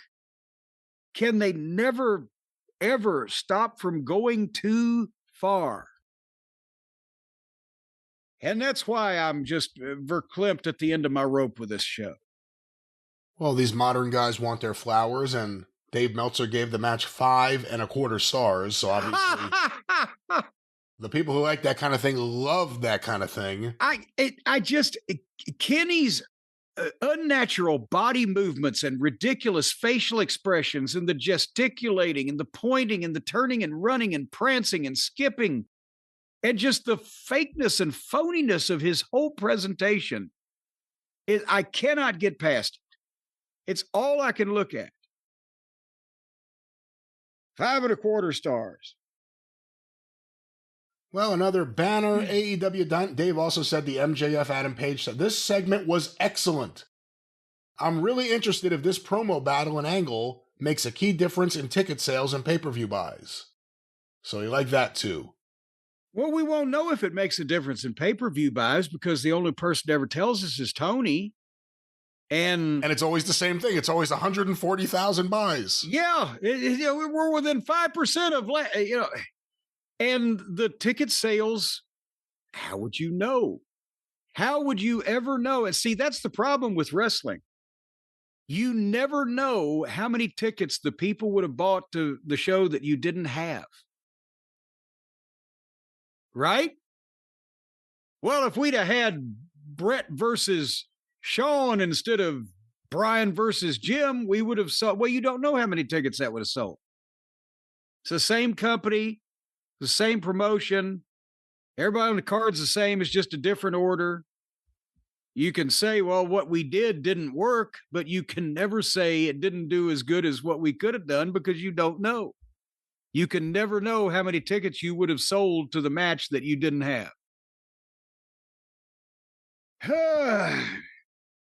So help me real quick before we move on to other things in the world, Brian. Who are the top baby faces in the title picture now? Because now MJF is the champion. Right. But now Swerve, he's a heel. And Kenny, he's injured. I'm not making this up. They say he's taking time off to do something. Besides Page, and good Lord, here's the thing I'm worried about. I'm hoping that they will exercise the stipulation on Page that he loses, gets fucked some kind of way, and as a man of his word can never challenge for the title again, not only because MJF would get some heat off of it with that fan base, and I personally would rather have my balls nailed to a step stool than see Adam Page be the champion again, but they could actually milk it for a long enough time that maybe they could make people want it also when it actually finally happened. But what I'm afraid is they're just going to put the belt back on him again. But the point is, we've got MJF as a heel champion. We got Swerve and we got Page. One heel, one babyface. Samoa Joe, the ex-champion, he's out injured. He's a heel, though. Who else? You said baby faces. Samoa Joe. Well, yeah, but I'm just of either. Who's in this title picture? Moxley is a babyface now. Okay, Moxley's a babyface. I don't know if we're going to see Moxley MJF anytime soon. Well, but also that would indicate that Page couldn't be the new champion because then, Moxley, it makes no sense for him. That's the title picture, isn't it? Well, maybe, again, in terms of guys who were there, because they have guys who at some point will come back, like a Will Ospreay or Jericho or whoever it may be. Brody King was elevated for a little bit. I don't know if that's completely done now. Adam Copeland? Well, I mean, anybody can, I guess, come back. When did they do that angle? What a contract he must fucking have. He has not been there in forever. They did that angle with Beth Phoenix. Was that last summer? I think it was. And we heard like he had a project or something. Like, okay, he'll be gone for a few months. He hasn't been back since. Christian Cage, gone. Is there a key man in one of the other contracts that one can't come back unless the other comes back? I don't know. Lashley's hurt. What happened to Mama Wayne? Oh yeah, fuck that whole stable. What happened to them? I forgot all about that. Nick is gone. Kip Sabian. Nick Wayne got hurt at some point. Did Luchasaurus? Where did he go? He got hurt. They brought him back. He got hurt again? He got hurt again. Who are we not thinking of? Adam Cole. Another 150 fucking people. Jay White has to return at some point. They've unfortunately used him as a main eventer. Did he have a double arm and leg amputation and replacement? How long? What the people goddamn have heart surgery and heart transplants and come back to life quicker than these people? Do you remember Dr. Britt Baker? They used to have a dentist wrestler on this show a long time ago. long time ago. I think she was one of the contemporaries of Cora Livingston. Well, again, main event picture. I don't think they're putting Fletcher or Takeshita there now, but those are obviously guys that are ready to be elevated. Osprey's a big baby face that can't, obviously is still not cleared. Brody King got elevated, but he's kind of had his chance. You got Moxley and you got Page. And Swerve now is a heel, so the last thing they want to do is put Swerve against MJF because that would fucking undo the work they're doing trying to turn Swerve heel. And then if Adam Page wins, you get that dynamic of him against heel Swerve after those two had finally made up. But then again, you get the belt off MJF. Unless MJF has another film project or something he's going to run off to do, I would hate to take the belt off him right now. Well, maybe he's going to supply a Tibetan monastery with fucking wool off his new hairdo to fucking keep him warm for the winter, and he has to take time off to go get sheared. Speedball Bailey. Oh, come on. He's been getting a good push. That may be it. All righty then. You know what the problem? They're all small, Brian. They're all teeny, teeny, tiny people. And I'm not saying that they need to take those illegal supplements, those anabolic steroids and all that stuff you hear about that these big world-class athletes take. I'm not saying they should do that. I'm just saying maybe they ought to just eat better.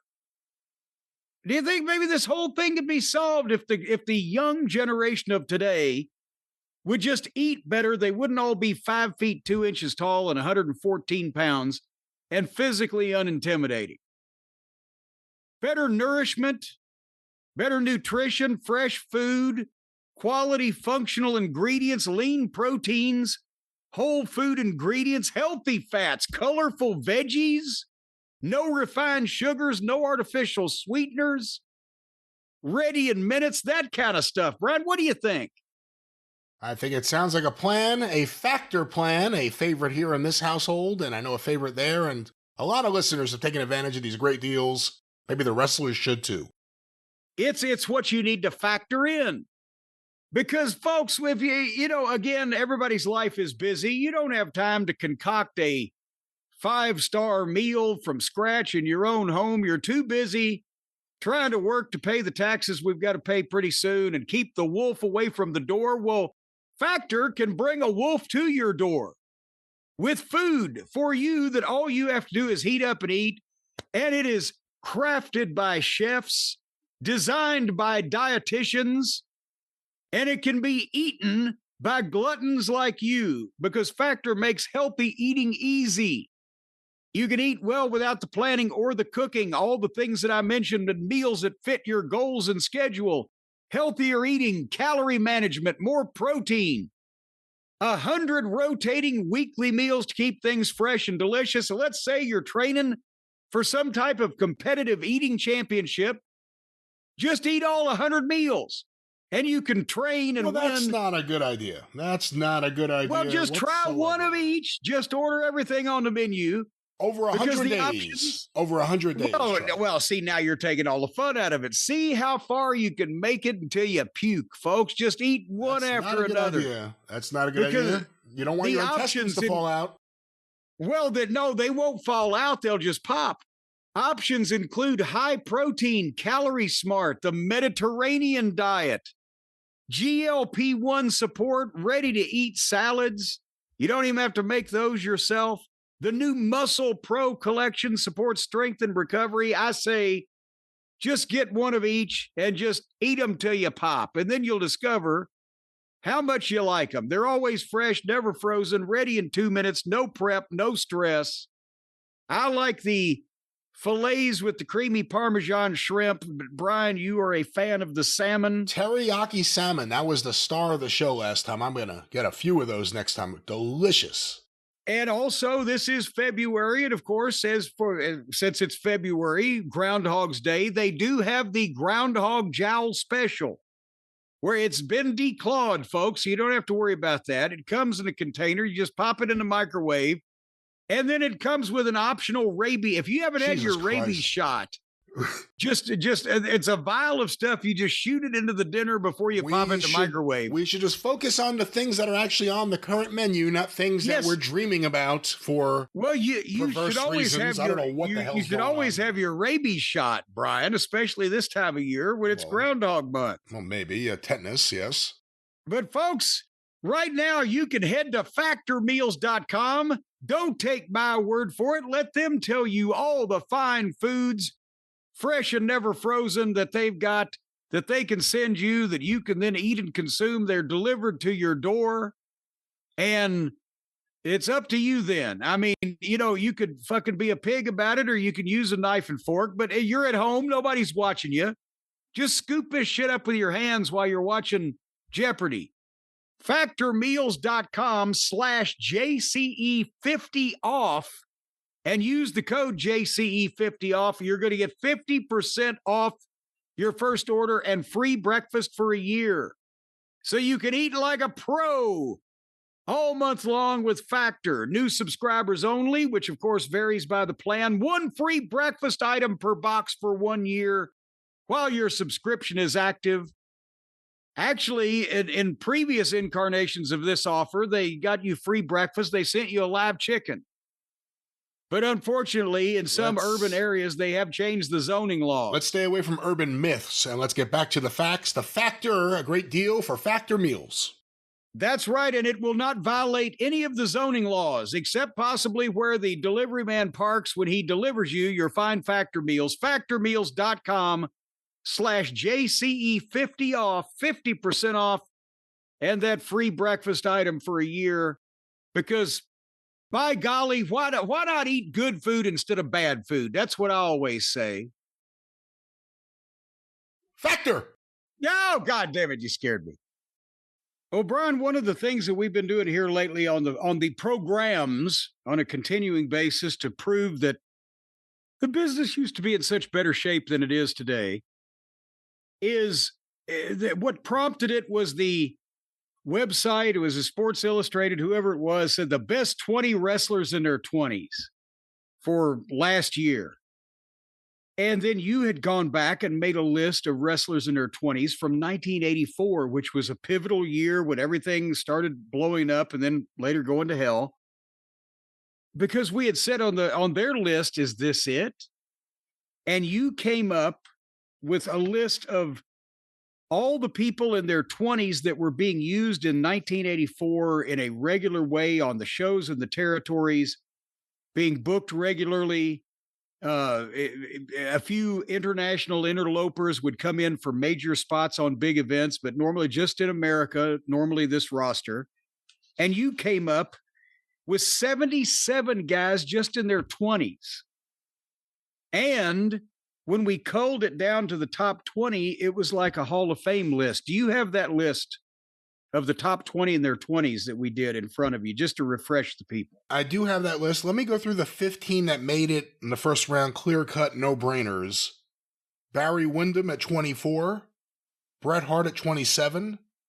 Dynamite Kid at 26. Terry Gordy, only 23 years old. Wendy Richter, 23. Bobby Eaton, 26. Buddy Landell, 23. Chris Adams, 29. Kerry Von Erich, 24 years old. Kevin Von Erich, 27 years old. Michael Hayes, 25. Magnum TA, 25. As a collective, the Rock and Roll Express, 26 and 28. The Road Warriors, 24 and 27. And finally, at the age of 28, Rick Martel. Those 15 made it. And then from the question mark list, after paring that down, Davey Boy Smith, 22 years old. Arn Anderson, 26 years old. Kurt Hennig, 26 years old. Hercules Hernandez, 28 years old. And finally, Dr. D. David Schultz, 29 years old. And that 20 left another 77, or left another 57, rather, out of the 77 that we just, it was subjective anyway. But we were leaving everybody from Buzz Sawyer and Eddie Gilbert to Dr. Death Steve Williams and fucking Nikita Koloff and One Man Gang, and just name after name. There was a lot of talent. Well, then we started doing the 30s, and and folks, you can find these clips on the YouTube channel. If you missed the podcast first time around, but the list of guys just in their 30s numbered 100 more guys, and it was even more of a Hall of Fame than the 20s were. But between guys in their 20s and 30s, you had 177 name value, regularly used, booked, pushed, promoted wrestlers, basically just in this country. And now what we're going to try to do today is pare down the selections we've made to see if we can find the best 20 in their 30s. Because it'd be the law of diminishing returns if we started doing 30 in their 30s, 40 in their 40s, 50 in their 50s. You see where I'm going with this. Yeah, and this creates an interesting issue because obviously we have 1, 2, 3, 4, 5 as a tag team, 6, 7, 8, 9 names on the question mark list, and 21 names on the top 20 list. Well, let's start. You got the paperwork. I got the paperwork. We're talking about the top wrestlers in their 30s in 1984. The ones that we said should go in without question mark. And the Mysterians? Hulk Hogan, 31 years old. Junkyard Dog, 32 years old. Paul Mr. Wonderful Orndorff, 35 years old. Rowdy Roddy Piper, 30 years old. Sergeant Slaughter, 36. Andre the Giant, 38. Bruiser Brody, 38. Hacksaw Butch Reed, 30. Midnight Express member Dennis Condrey, 32. Dusty Rhodes, the American Dream, 39. Hacksaw Jim Duggan, 30. Jerry the King Lawler, 35. Ricky the Dragon Steamboat, or actually this year he was just still Rick Steamboat, 31. Ric Flair, 35. Stan Hansen, 35. Tatsumi Fujinami, 31 years old. Ted DiBiase, 30. Macho Man Randy Savage, 32. Carlos Colon, 36. Jumbo Saruta, 33. And finally, at 32 years old, El Canek. And obviously, besides the fact of an American Hall of Fame there, and of course, in 1984, a lot of these names we didn't put on the list because they were on the downhill side of their career in their 30s at this point, because they'd already, in some cases, been main eventers for 10 years or 15 years or more. But besides the Americans, Carlos Colon, obviously because of his influence in Puerto Rico, Saruta because of his influence in Japan, Canek, and Fujinami also in Japan, and Canek in Mexico. But that's a murderer's row of top talent. And how many is that with check marks? That's 21. There's another 79 guys. Where do we start? Where do we start with the question mark? Well, here are the question marks. Yeah, Greg Valentine, Kamala, the Magnificent Morocco, Tony Atlas. As a tag team, Adrian Adonis and Dick Murdoch, Buddy Roberts, Ron Garvin, Tully Blanchard, and Manny Fernandez. Tully Manny. Okay, looking at those, well, we don't need to look at those guys because we've already got 20 guys. Do we want to swap any? Do we want to swap? And honestly, for people who didn't hear the first clip, Dennis Condrey is in because we made a rule that the Rock and Roll Express, the Midnight Express, the Road Warriors had to go in as a team in 1984 was all of their years. Dennis Condrey may not compare in some people's minds on a list that has Andre the Giant, Ric Flair, and Ricky Steamboat. But actually, if you go by 1984, Steamboat got in more for the body of his work than what he was doing that year, whereas Dennis was breaking out as one of the members of the top heel team in the business. Top drawing heel team in the business. So we were looking at impact of the specific year also. And again, even the question marks, one can say they were on the way up. Murdoch, as an individual, had already been a major star as a single since the early 70s, but he and Adonis were fixing to have a big run in the WWF. Buddy Roberts had been around the business for 20 years, but he had joined the Freebirds. On this list, the one who I think actually, Valentine was still very good. All these guys are stars, but Tully Blanchard, I thought, really did have like a breakout. He was the highlight in a lot of ways of 1984 Mid-Atlantic TV. Yeah. So I would argue for him maybe more than anyone else on the question mark list. Who would you take out on the list that we just named? Well, again, we had 21 names, so technically we're supposed to take out 2. So to get Tully in? Well, take out 1 to be at 20, and then 1 if you're swapping Tully. That's why you do all the bookkeeping around here. I mean, this is what I'm talking about, is why we did this exercise. These are all names that every wrestling fan in the country recognized at the time. And I think anybody listening to this program 40 years later would recognize 98% of the names now and have seen a lot of their work because they're all Hall of Famers. And that's the point that is to be made about this, because we still haven't got to the guys in their 40s, and they're some of the biggest names in the business. All right, if you're asking me, I'm taking off Carlos Colon and Tatsumi Fujinami. Nothing against Fujinami. Carlos Colon, I still hold a grudge because of Bruiser Brody. Yeah. but I put Tully Blanchard on their place. Let's do that.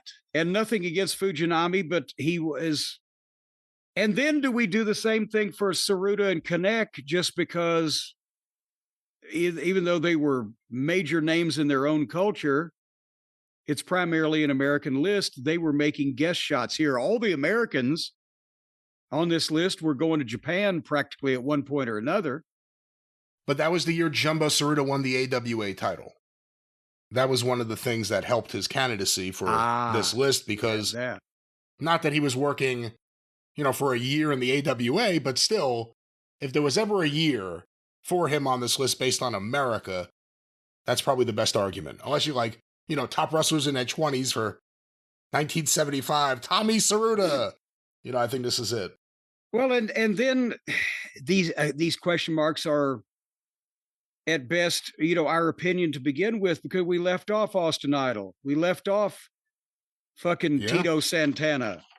We left off. Let me stop you real quick on that. We heard more feedback, and again, I think I argued a little bit for him, and I think Tito had a very good year. And again, he was working with Greg Valentine. Greg Valentine was very good at that point. But you kind of just dismissed Tito right away. For the record, did you watch much of that? Because I know you were working and you weren't a big fan of WWF. So, like, when I pre-Strike Force Tito, did you see much? To be quite honest, no, I didn't see much post Strike Force. I mean, I've seen it over time. Tito was an excellent worker, excellent hand in the ring.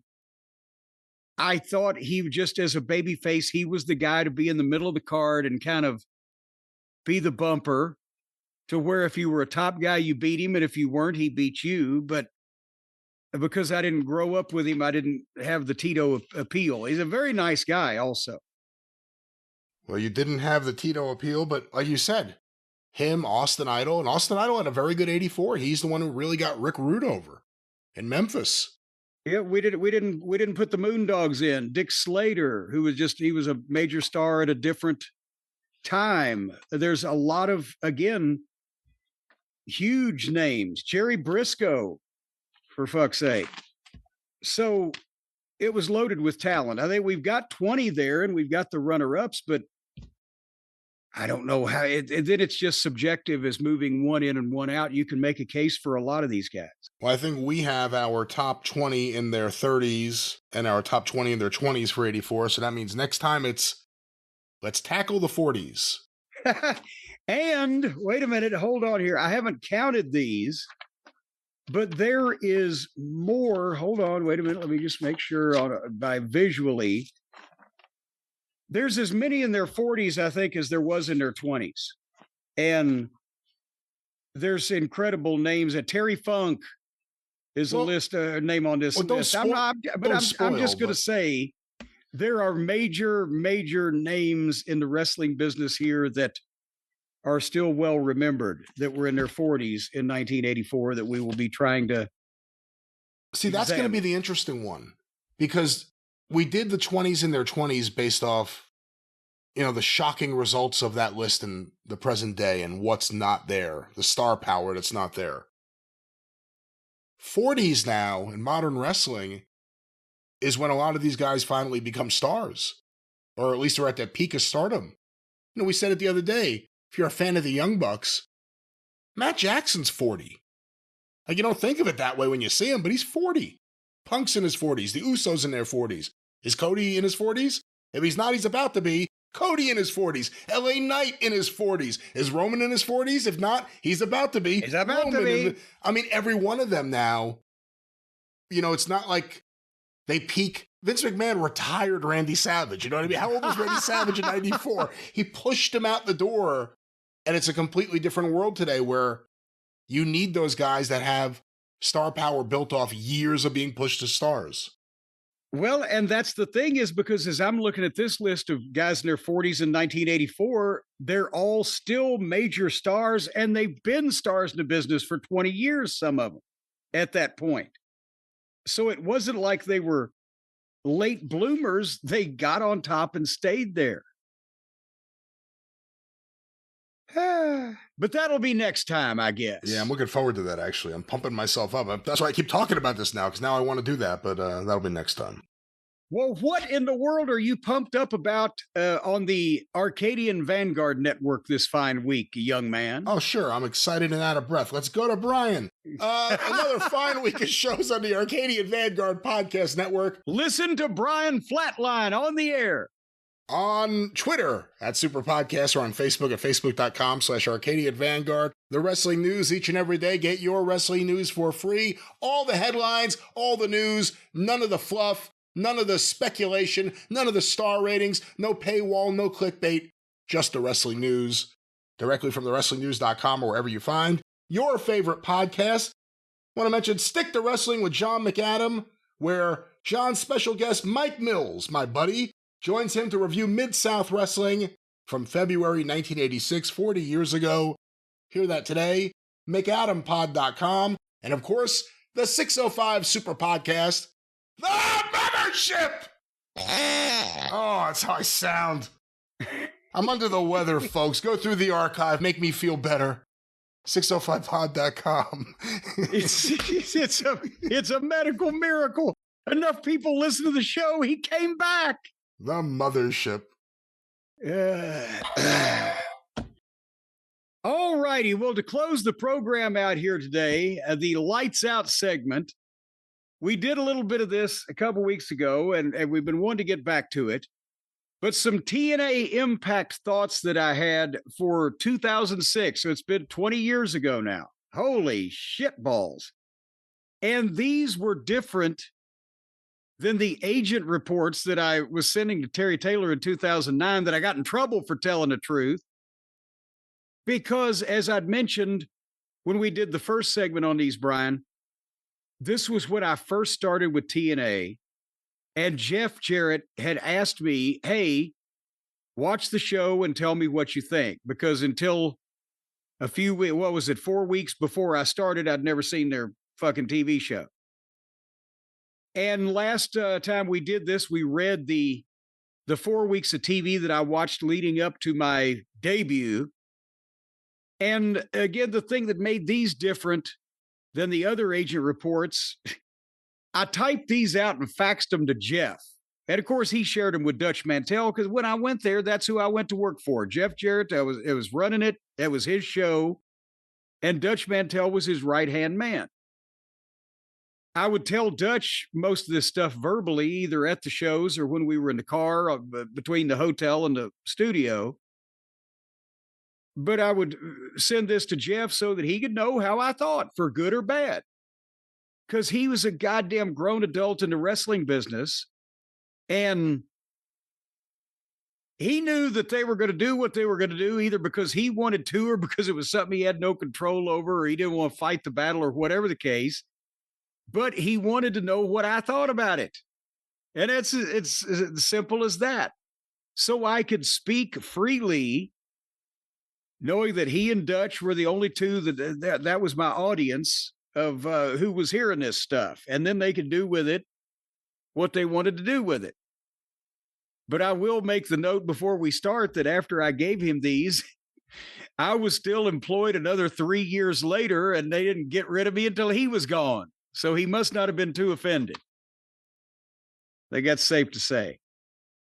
Brian, did I set that up well enough to people understand what the fuck we're doing?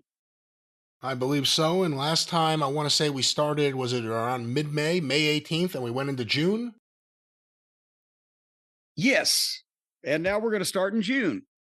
Because I had started at Slammiversary that year, I believe it was, because the TNA Impact show that I've got here for June 22nd, 2006, opened with a Slammiversary recap. So again, I just found this shit in the drawer, and after the next one after this June stuff finishes is in August. So I don't know if I have everything, but we'll move ahead in order of what I've got and see what happens. They opened this TV show with the pyro, the crowd shots, voiceover open, Cornette in ring. I wasn't totally happy with me, but it got the point across, and the argument with Jeff had passion.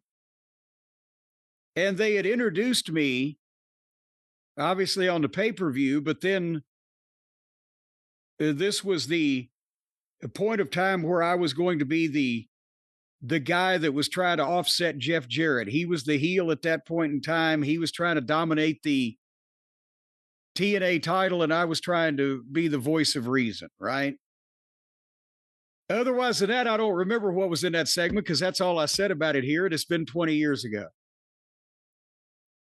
But then Styles and Daniels' entrance, AJ Styles and Christopher Daniels, looked great. Could they have some type of team nickname to add to their individual personalities, not take away?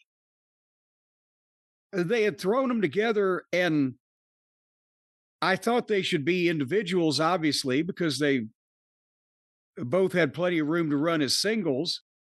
But at the same time, if they're going to be a regular tag team, can they form some kind of team? This is not goddamn revolutionary. And then they had Styles and Daniels against Diamonds in the Rough. Remember, we remembered after some soul searching that was Lance Diamond or Simon Diamond. And he had the group of Diamonds in the Rough who were people that I can't remember who the fuck they were now. But would you like to hear what I said about the match, Brian? I would love to hear what you said about the match. You've already been so critical of yourself. I didn't like myself, but everything else was good. I hear what you said about other people. The new champ should have shined before the underneath heels took over. The heat came too quick. The babyfaces only got one tag in the entire match. Sorelda run-in was fine. I think they had a girl named Sorelda. AJ and Daniels' finish is fantastic. Segment 3. Borash with Lethal, Sabin, and Eric Young. Good job. Jeff telling Eric off was classic. And then we go to Monty Brown versus Chasen Rance. Remember, we talked about Monty Brown, and after we talked about him, the folks wrote in and reminded me. He ended up, his sister passed away, and he had to retire from wrestling to take care of his sister's kids. And that was, because remember, I knew it was something with his family, but we were trying to remember why he never progressed, is because he had to quit. For a very good reason. That's respectable. Yeah. And this Chasen Rance apparently is some kind of fucking pervert that has gotten in all kinds of heat and trouble in Florida running a wrestling school and doing unsavory things, and nobody speaks to him anymore. But this is 20 years ago, so don't anybody blame me. I don't know who the fucking guy is. Good quick squash is Brown's best bet. Conan did a good job with the offer to join LAX. If Killings is going to do the what's up deal with the crowd, the announcers can't talk over it. And Conan did a great job getting this over. So, see, I'm not necessarily ripping anybody a new asshole, right? I'm trying to be professional. Then we go to the back with Borash with Eric Young. I said, this is starting to drag because they keep going to the back to do this. I don't know what the fuck. Sabin and Lethal kind of bland announcing the meeting. And then in segment 4, backstage, Team 3D and the James Gang. Remember that Billy Gunn and Road Dogg are the James Gang. And Team 3D is obviously Team 3D. And remember, they've been having this program, but I made some comments about the same thing we did the last set of reports. I said, I don't understand this. Bad comedy telling mother jokes after they've been having brawls. Brian is funny. Bubba's no comic. They're making a joke out of their angle. Then the fight breaks out and doesn't look very good. James Gang lay both 3D out. Then, and this is when they couldn't call themselves Dudleys, right? But everybody knew that Bill Watts was so scared of, that everybody knows Spike Dudley had been a member of the team in ECW. So they brought Spike Dudley back, but they couldn't call him Spike Dudley, so they called him Runt. You remember this, or did you even watch or care? I remember this, and remember he was also with them in WWE. It wasn't just ECW. Well, you got that right. First time I saw him was on that Father's Day show in California where he landed on his head when he was Matt Heisen. That was my first memory of him. But I remember when they brought him in there. He was always a part of he was the comedic fodder for the team. Yes. Well, now the James gang lay both members of 3D out, and then a 130-pound tuberculosis victim clears the ring. And Bubba issues a bland challenge. I said, this was almost WWE to me. Could he be their Roughhouse Fargo? No. Because when he came back, he didn't get sprung out of a nut house and the place didn't sell out. Segment 5. TNA Girls Video Package. Well put together fluff to me. Some things never change. And then they had an X Division title match. Senshi, who was low key, versus Sanjay Dutt versus Samoa Joe. And that's when Joe was the champion. And I think they were trying to get him out of it. Well, I'll read you what I said. These three were all outside the ring so long they could have been counted out 10 times. Just too much. Went to break at an awkward spot. Match part 2, getting the belt off Joe without beating him and furthering the deal with Steiner was necessary, but I didn't think Joe should sell so much for underneath guys. People didn't buy it, but the finish worked. It was the same thing. They had Samoa Joe in the X Division with, I'm sorry, got low-key, Sanjay Dutt, wonderful fellow. None of those guys are going to be main event fucking guys, right? Only in the weird Meltzer universe where people that can do all kinds of moves are main event guys. And they had Joe stuck in that. And at least they got him out of it because over the next few months is going to be when Kurt Angle comes in. But anyway, your thoughts so far? I mean, it's interesting hearing you break down this period of time, which is not as bad as TNA would obviously be at various other times. And I wonder what Jeff Jarrett was thinking, hearing all these things. I mean, was it at any point where he didn't like that you were being so honest with him about his show and everything? No.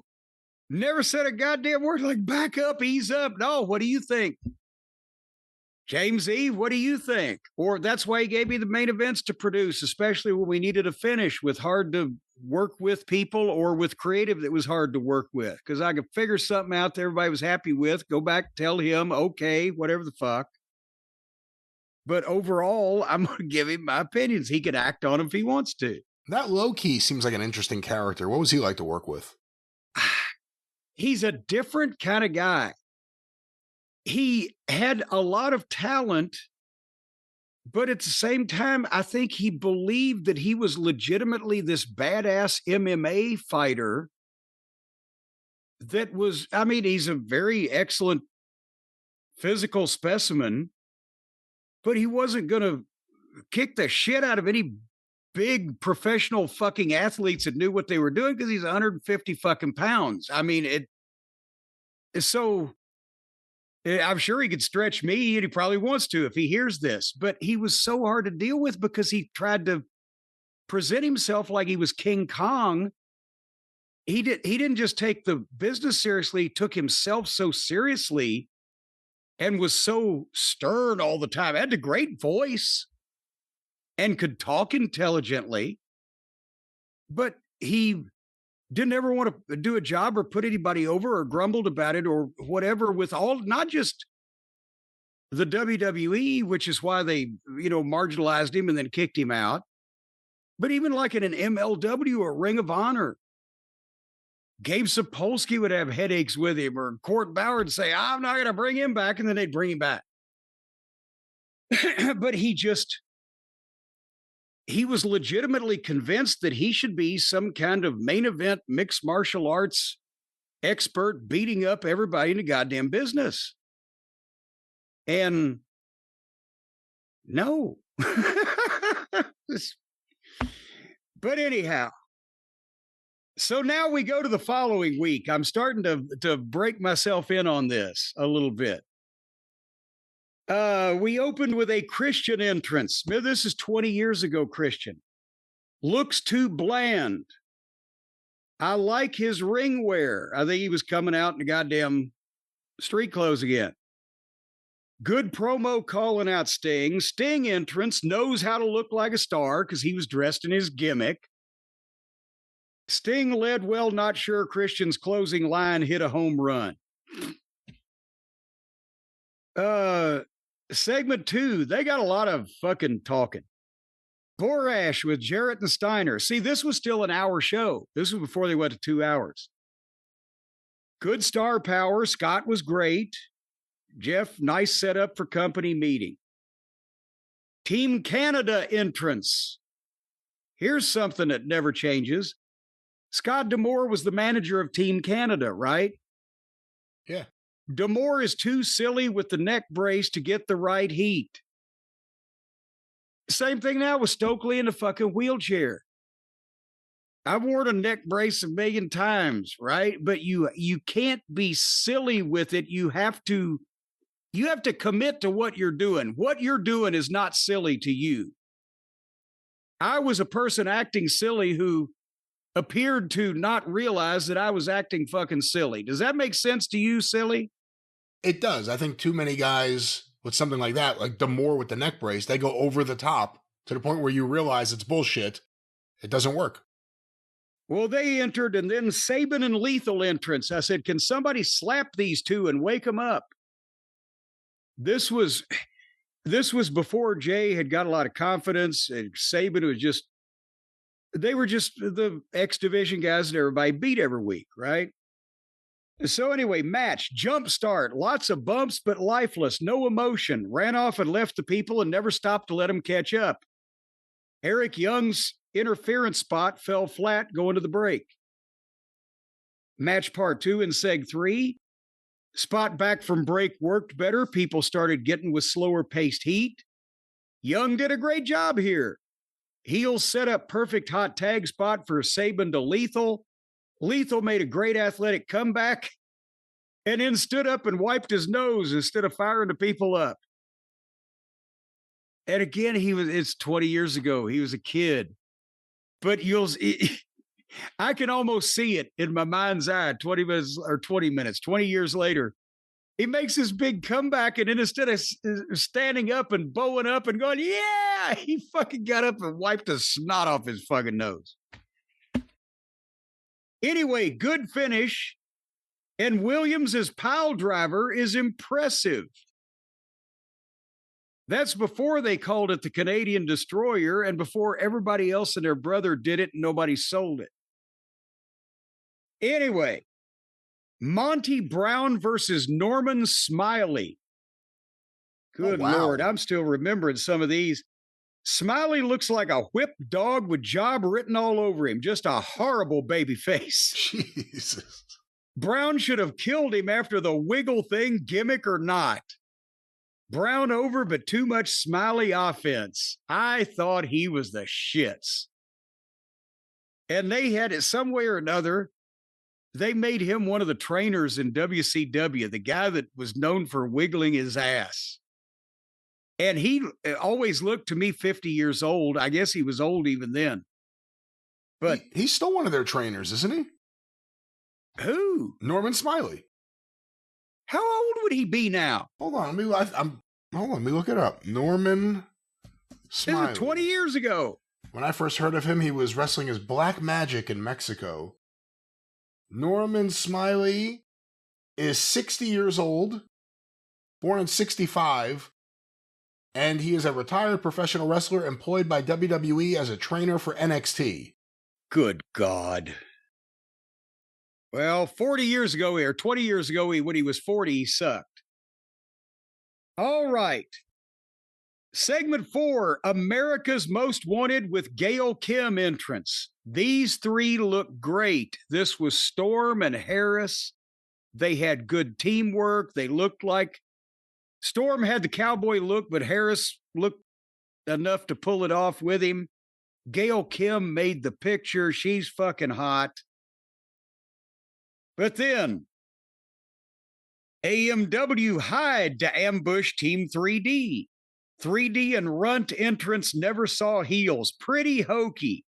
Can 3D not have a match without no DQ and tables? It never changes. This was another jump start that fell flat and felt rushed. Flat spot to take a break. Seg 5 match part 2. Come up with garbage cans flying. This to me is so 5-year-old WWE and ECW. It's cheap over with the people live, but it's so tired on TV. I'm also not comfortable with a 300-pound man slamming a 120-pound woman on national TV, but whacking her in the crotch with a golf club makes the whole company low rent. I forgot about it. Bubba had to go back to the bingo hall and whack Gail Kim in the pussy with a golf club. Runt being in the ring in any form with his height, weight, physique, appearance, and etc. is pretty hard to swallow. After 2 minutes, Kim is back up running around ringside. Sorry to be so negative, but this to me was rotten for the TNA image. So at least I'm consistent, Brian. And finally, Seg 6. And I agree with you about the Dudleys. So you're very consistent. Seg 6 company meeting with the podium. That's where I had to bring everybody together to get my authority over, to make the changes. The title, I think I've disbanded TNA or whatever. I returned the belt to Jeff. Is this disbanded TNA? This is that. Disbanded Team Canada. Team Canada, you mean? This is that clip that always goes around. You always see like people say like, "Here's Jim Cornette and TNA." It's usually this is one of the clips that always gets sent around. Yes, I had to make like 4 or 5 major announcements or whatever, and I returned the belt to Jeff because it had been held up. But I explained that I was returning it to him because I was forcing him into the goddamn defense of whatever the fuck, trying to give the people what they wanted to see. But the Seg 6 was the company meeting. And I said, podium and etc. looked great, set me up perfect, let me get my authority over. Earl Hebner and Larry Zbyszko did great jobs. After I returned the belt to Jeff, it was good, capital letters, was good to end with action. Joe choking Steiner looked good to go out on because I think there had been a debate. Should we have this goddamn physicality here and go out on the action, or should we go out on the goddamn major announcement or whatever? And we decided to end with action, and it worked out. So nothing particularly controversial so far. Somebody hasn't showed up yet that will get me to go into quite a bit more detail, but I'm trying to be as positive as I am negative because I've only been doing this a couple of weeks, and I'm trying to point out things that I like and don't like. But it's not like I had, oh, sir, I really think you should rethink it's Jeff. He's not going to be offended at me if he wouldn't have asked me to come work for him if he didn't want me to come work for him and tell him what I think. And then when he tells me what we're going to do, then I go do that thing. He'd be offended if you weren't you. Well, yeah, he would have been disappointed. I don't know if it would have offended him, but it would have been disappointing. What was it like for you, though? I mean, here you are, you're submitting these notes, you're acting as a consultant, as an agent in some respects, but you're also now an on-air performer. And you're now on screen and you're interacting with a lot of the people that you're critiquing at the same time. What was that first taping, that first weekend like for you to be around all that? Was it a positive experience with everyone?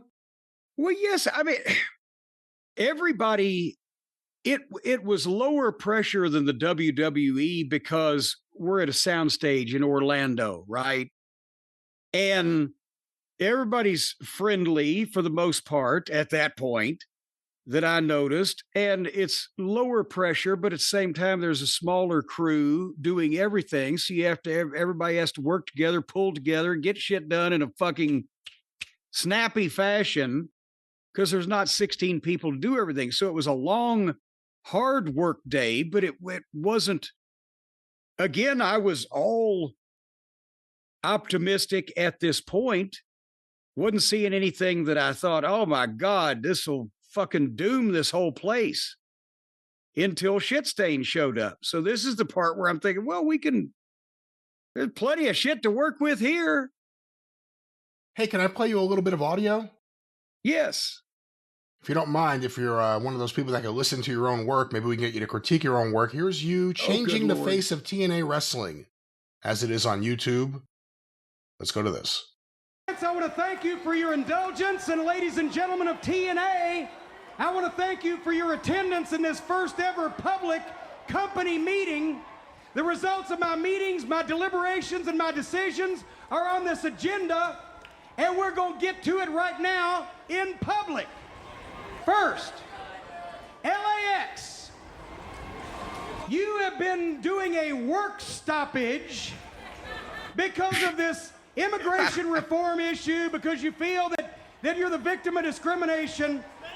Well, I got news for you. In TNA, a work stoppage means a check stoppage. LAX will be returning to the ring. If you don't like that decision, I understand Jiffy Lube continues to be hiring. Wow, whoa, I love it. Get him back out there. Now let me stop it for a second. While you're doing this, Conan is actually on the headset, I guess, for the Spanish commentary. Yes. And then Hernandez and everyone is around him. All this is happening, and all the fans are sitting around them just oohing at this. But let's go back to this. And also when I said, what did I say when the fan yelled out of nowhere, "He is," or whatever? That was funny. But also I had the agenda on my clipboard there because remember this, I showed up, I've watched 4 of their TV shows and I have to make like 5 major announcements. I said, can I write this shit down? So I didn't have a script, but I had like number 1, announce LAX, no work stoppage. Number 2, whatever the fuck, so I remembered my topics. All right, let's go back to this. The work stoppage ends right now.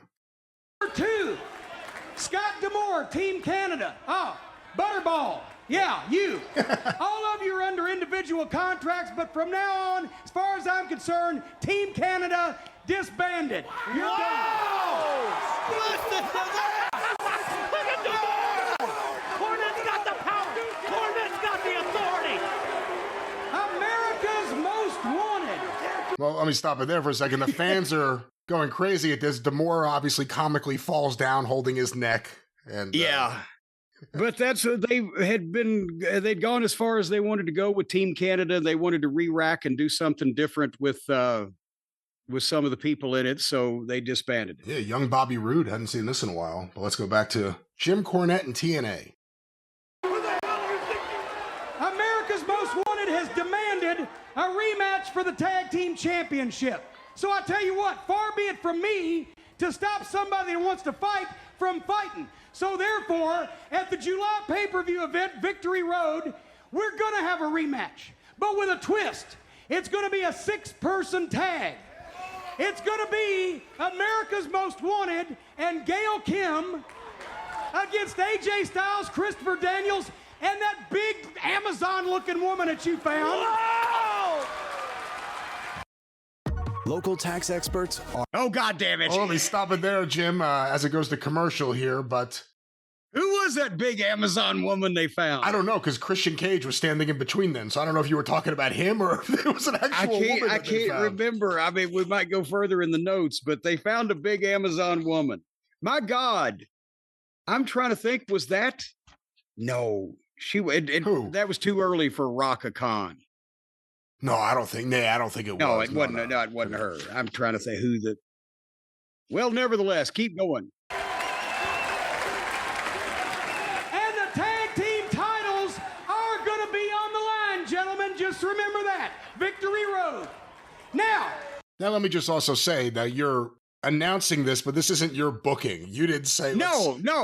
See, right now, I'm just a talent. I'm not even producing at this point. I just showed up to... I'm still on crutches from that... I tore my knee and had the surgery in Ring of Honor. And so I'm still hobbling around on crutches at this point. But I'm just a talent disseminating the information as best I can. number 4. Let's see. Oh, I can't find him. Earl Hebner, raise your hand. You're so short, I can't find you. Where are you? Yeah, he's over here, Jim. He's Earl over Hebner. here, right here. In the ring. Larry Zbyszko in the ring. Jeff Jarrett in the ring. All right. I've got sweat in my eyes by this point. It's 150 degrees in there. I can't see my fucking notes. I can't see fucking Hebner. Where are you? God damn it. Wave your hand. Just go ahead. Went down at Slammiversary. Now we're going to address what went down in the King of the Mountain match. All the chaos, all the collusion, and all the controversy comes to a head right here and right now. I don't remember. And by the way, you do recognize that is what fans wanted. Fans wanted you to put Jeff Jarrett in his place. That is what fans wanted. That's what he wanted me to do. Also, that's the idea of the thing is they've got to have, because Larry Zbyszko had been the authority figure and he was kind of on the take and heelish. They felt that the fans were losing faith in the promotion and Jeff needed somebody to stand up for the cause of right and justice for the promotion so he could be a heel. I remember asking for Scott Steiner, but as a matter of fact, Scott, come on in. I got something for you too. Earl Hebner, how long we been friends? What, 20 years? 20 years, 20 good long years. 20 good long years, and I've always thought that referees should command respect and credibility. Their word should be law. Do you agree with that? Exactly, you're exactly right. You got your hand in somebody's pocket, Earl Hebner, so I want you to take a message back to the rest of the referees in the locker room as of what you did at Slammiversary. Because of that, you're fired. Oh! You said we were friends for 20 years. Get out of my ring. Get out of my building. Pick up your check and hit the bricks. Security, take him out. Eric Young is safe. Get out of here. All right, let's stop it there because we don't get too many on-mic Earl Hebner performances. 20 good long years. 20 good long years, yeah. He thought he was home free. Well, because he'd been the crooked referee. He'd been on the take. So we had to get him out into blah, blah, blah. And that was another way, again, to show my authority and to tell the fans we're doing something about the runaway, rampant corruption that's been going on around here, because it's like coming back from doing too many run-ins. Well, then theoretically, the deal is we're going to stop this, the bad taste from people doing too much outside the authority of the company. Well, no, the other thing, too, is this was in the midst of that era where there were just nonstop heel general managers or heel commissioners or Mr. McMahon running things. So you never really got to see, even though you're kind of just being a down-the-middle executive here, you're a babyface in a lot of ways because of what you're saying and what you're doing. You never got to see it. Listen to the pops you're getting from that TNA crap for all these things you're doing. You never got to see that. That's what Dutch had wanted. Dutch, he would have either be the wrestling czar, but he said, he agreed, like I agreed, that the promotion has to be baby faces. And that if everybody that works for the promotion is in on the shit, then the heels can't get any heat because it's just gaga. And the fans are just mad at the company that allows it. So if he brought somebody in that could fucking stand up verbally against the fucking heels and try to maintain some righteous order, then when somebody gets away with something, well, we've done all we could and he still fucking tricked us, or that type of thing. It's just subliminal, but it's psychology. Earl Hebner is gone. You're crooked, you're on the tank, and I want you out of here. Adios, I'm sick of hearing about Montreal, and I'm not letting it go any further. TNA security in the ring and now escorting Earl Hebner out of the Impact Zone. Okay. Larry, you call yourself a member of the championship committee? I researched your contract, and I found out one very important thing. You're a smart man. I've known that for a long time. You're a smart businessman. If I fire you, I gotta pay you. TNA has to pay you for the rest of the term of your contract. But if you breach your contract, if you fail to perform any task that you're requested to perform adequately, then you're done, no money. Well, that's not going to happen, man. Well, let's stop it for a second with "that's not going to happen, man." Performing with Larry, working with Larry Zbyszko on camera. What do you think? Larry Zbyszko was fucking fun to work with. Just a ball. He was always coming in with a story or a wisecrack. And he lived down there. And I guess, I don't know, 20 years later, I don't know how he's doing these days, but all he did was like play golf. And he lived down here. He would drive over to the studio from whatever part of Florida he was living in. He'd have the Hawaiian shirt on. He can cut a promo just off the top of his head like that. And just have fun. I don't care. Doesn't matter to me. No worries. They were very, and he also has that sardonic wit where, well, they've got me booked against a parade float. What are you going to do? Go outside and have a health smoke. As we smoke like a chimney, but I'm going to go outside and have a health smoke. But it was fun. But again, they had put him in a position where he was a Weasley crooked guy in the company, and it has a shelf life. Well, let's go back to you and Larry Zbyszko. Well, that's not going to happen, man, so don't worry about it. Oh, you mean you'll perform any task that you're required to do? According to the contract. According to the contract. Well, within the contract, it does give me the power to book you in wrestling matches. Oh, wow. Look at the look now change on Zbyszko's face. I smell another blockbuster coming. So. And hey, can I stop you? Can I stop you 1 second here? Because this is audio, so people aren't seeing all the video. But when I make this announcement, I can book you in wrestling matches. Well, when the people start to come up and react to that, and Larry Zbyszko's making that face, that's when I lay out, because that gives the announcers, Mike Tenay and Don West, the opportunity to say what they said. Oh, there.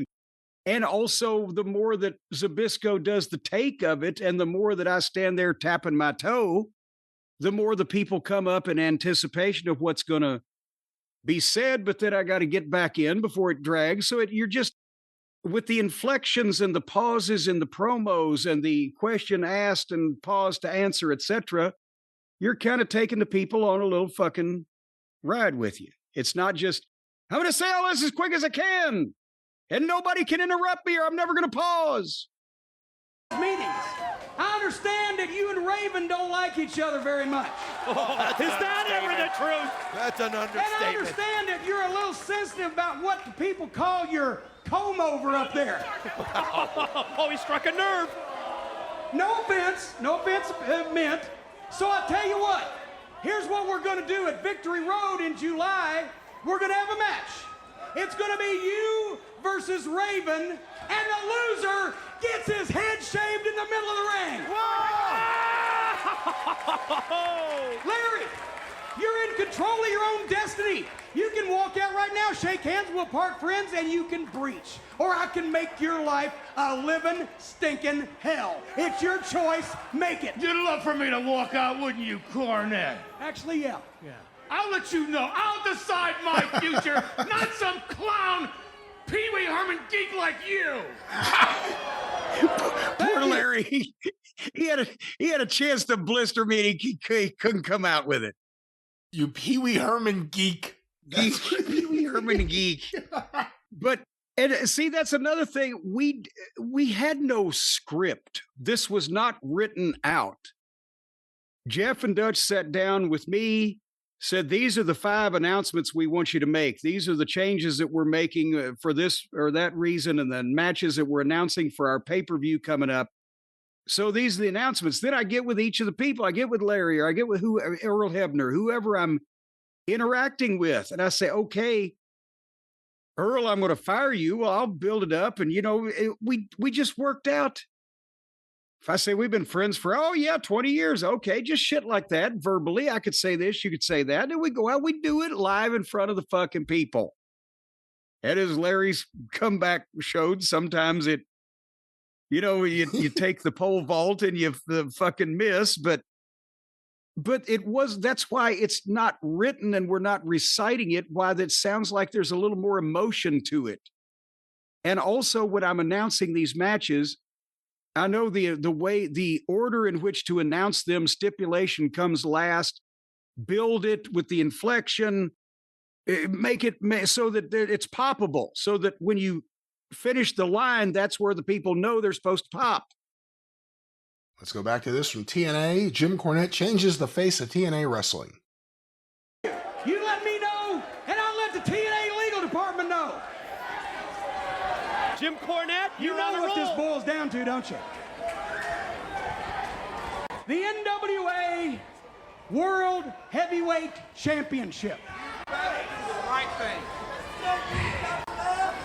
This gave me some trouble because whatever I do, somebody's going to get mad.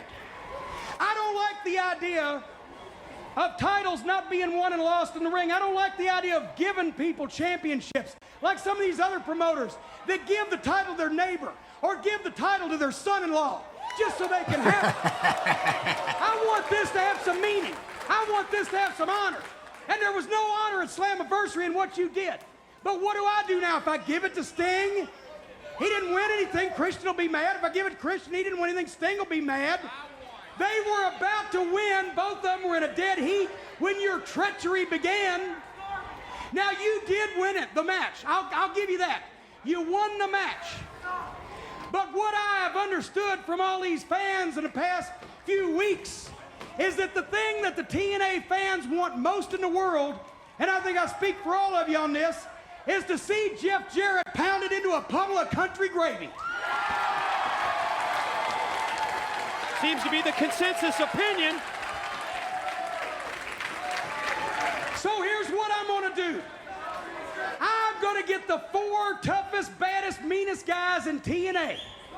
And we're gonna have a 4-way match at Victory Road in July. And those 4 men are gonna be Christian Cage, He deserves it. Sting, Yes! Big Papa Pump Scott Steiner, Whoa!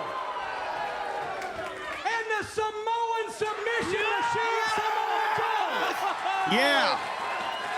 And that order was intentional also. The order of names that were announced was intentional to get the biggest pop at the end. And like when I mentioned I wasn't entirely happy with myself on a few things or whatever, one thing I fumbled a couple of things there.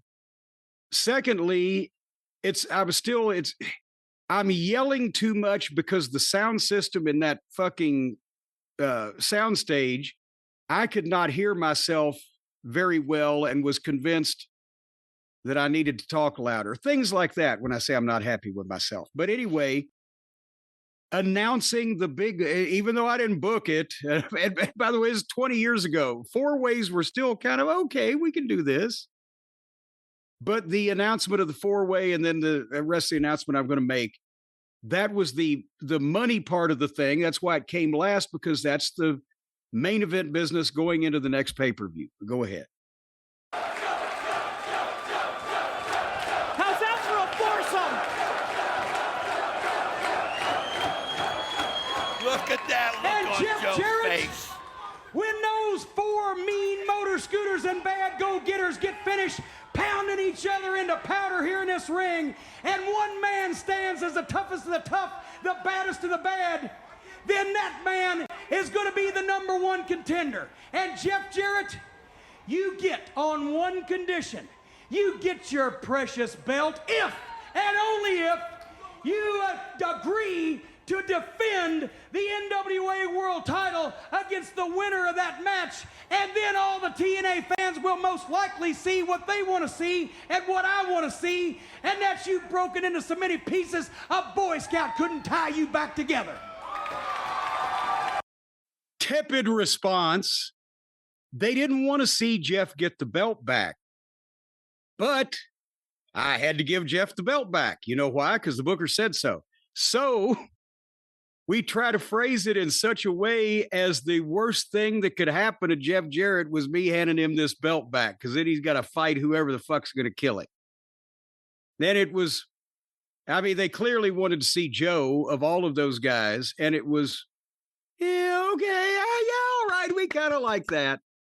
But it wasn't the announcement of the end of goddamn World War II or anything. Or Team Canada. Yeah. Let's Yeah, or Team Canada. They were glad to get rid of them. A little bit more here. So because my back is against the wall and I have no other choice, I must say this. This belt is yours for now, but I sincerely think it's not going to be decision right there. Not a popular decision. Jeff Jarrett, once again, the NWA World Heavyweight Champion. Oh, you can see right there. Well, Cornette, you found out the hard way that when you come to TNA, I don't have to deal with you. You have to deal with me. And now that the belt is back where it belongs, I'm in the right frame of mind. And earlier tonight, Christian Cage, you and your mysterious buddy, your tag team partner, we're talking about a tag match that's gonna happen next week. Well, I got a challenge for you. Some fan just yelled, "Who cares?" Do you want to hear the end of Jeff here with Christian, or? Well, yeah, because I don't know where they're going. Okay. For you. Why do we have to wait till next week? Why don't you find your partner and let's get that damn tag match started right now? Well, his partner's Sting. That's who he's talking about. Christian Cage headed towards the ring here at the Impact Zone. And here comes Sting. Oh, he's coming through from the other side. Jarrett doesn't see him. Steiner doesn't see him. But Christian Cage sees him. Turn around, Jarrett. Turn around, Steiner. Look at Sting on the offensive, and here comes Christian to join the party. This is just a sample of what you're going to see next week as these four take it on in tag team action. Stinger splash in the corner on the NWA World Heavyweight Champion. Jarrett driven to the floor by Sting. Christian Cage, big pop-up punch, Scott Steiner, battle on the other side of the building. Oh, that confidence that he had obviously didn't work out for him, as you can see. Right there, Steiner in the hands of Samoa Joe. Samoa Joe choking him out. Samoa Joe choking him out. Okay. And that's how they went off the air. Boy, Mike Tenay selling like an auctioneer. The excitement level, but people were Joe, and that was the big pop at the end when Samoa Joe comes out and fucking puts the choke on Steiner. And it was then, you could tell then, Samoa Joe is a commodity. If he'd have either gotten away from TNA and got away from the influence of Vince Russo and gone to the WWE, well, maybe they would have botched him too.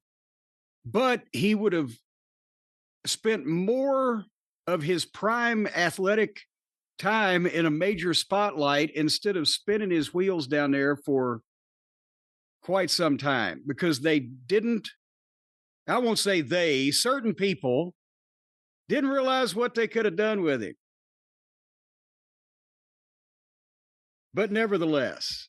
Well, that was Impact from June 29th, 2006. And I will go with one more here before we quit, because I saw this and it fucking tickled me because I'd forgotten about this. But again, some things never change. July 6, 2006 TNA Impact episode started with Borash with Christian. Said did a good job here. Company meeting package, very well done. Open, etc. Sanjay Dutt entrance. Bit of a star power letdown.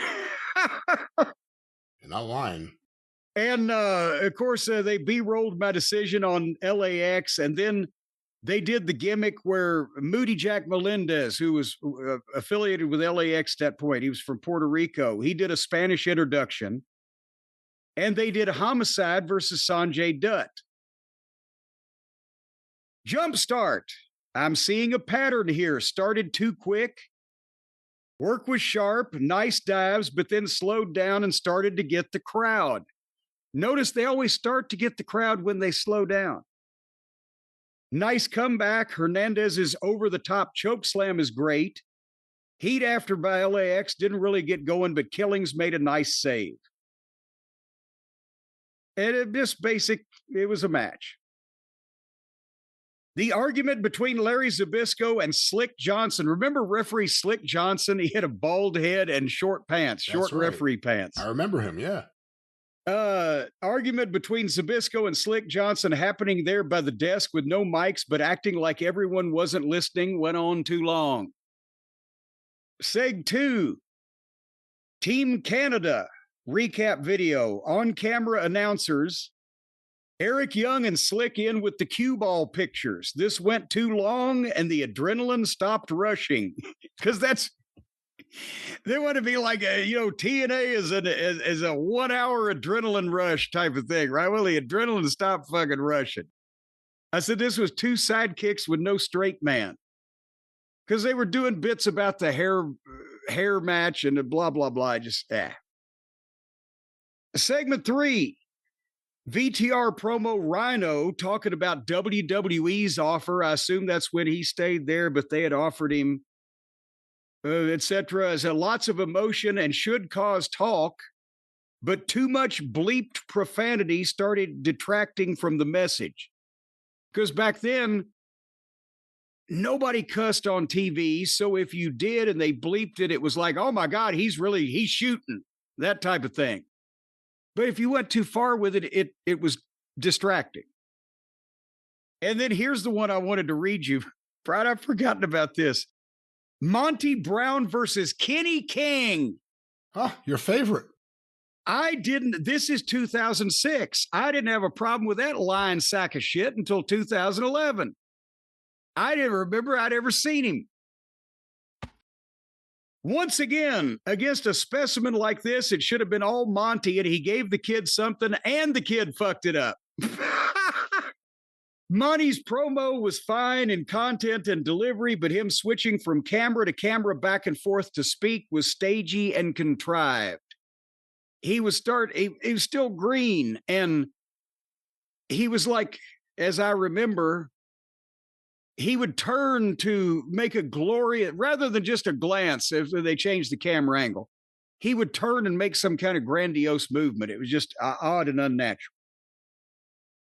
Anyway, segment 4, Paparazzi Productions. Remember, I don't even actually know if we ever concluded what it was or what it was supposed to be, but Nash was, I guess, injured, and he was just doing promos with the X Division guys, and they were shooting video that some mysterious paparazzi would shoot and play, and you know what I'm talking about? I remember No. some of this stuff. I remember Nash and Alex Shelley, but I remember some of this. Yeah. Well, Paparazzi Productions, and Nash makes fun of his own angle. Announcers had to stall for Nash and company to appear. Sabin is completely humiliated as a babyface, and people are laughing at him. Lethal makes a rotten comeback. Heels don't feed well, and Nash bails with no contact. Flat.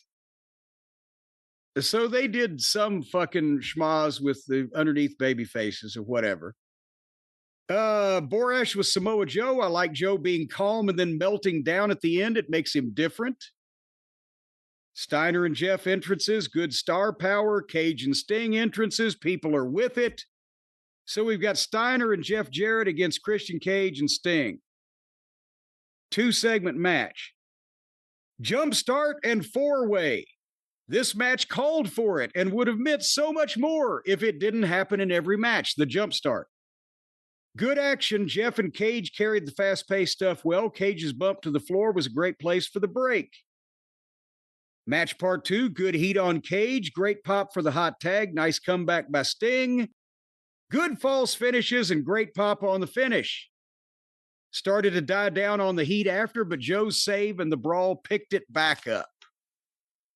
So these were nice little 1-hour TV shows that there was some talent there and some guys that knew what they were doing and some names, and the fans were liking it in the building, and it was starting to get ratings. This was, what was it, 3 or 4 months away from when they would get the 2-hour slot on Thursday nights rather than just the 1 hour. So there was reason to believe that there was future success on the horizon if we all pulled together as a team.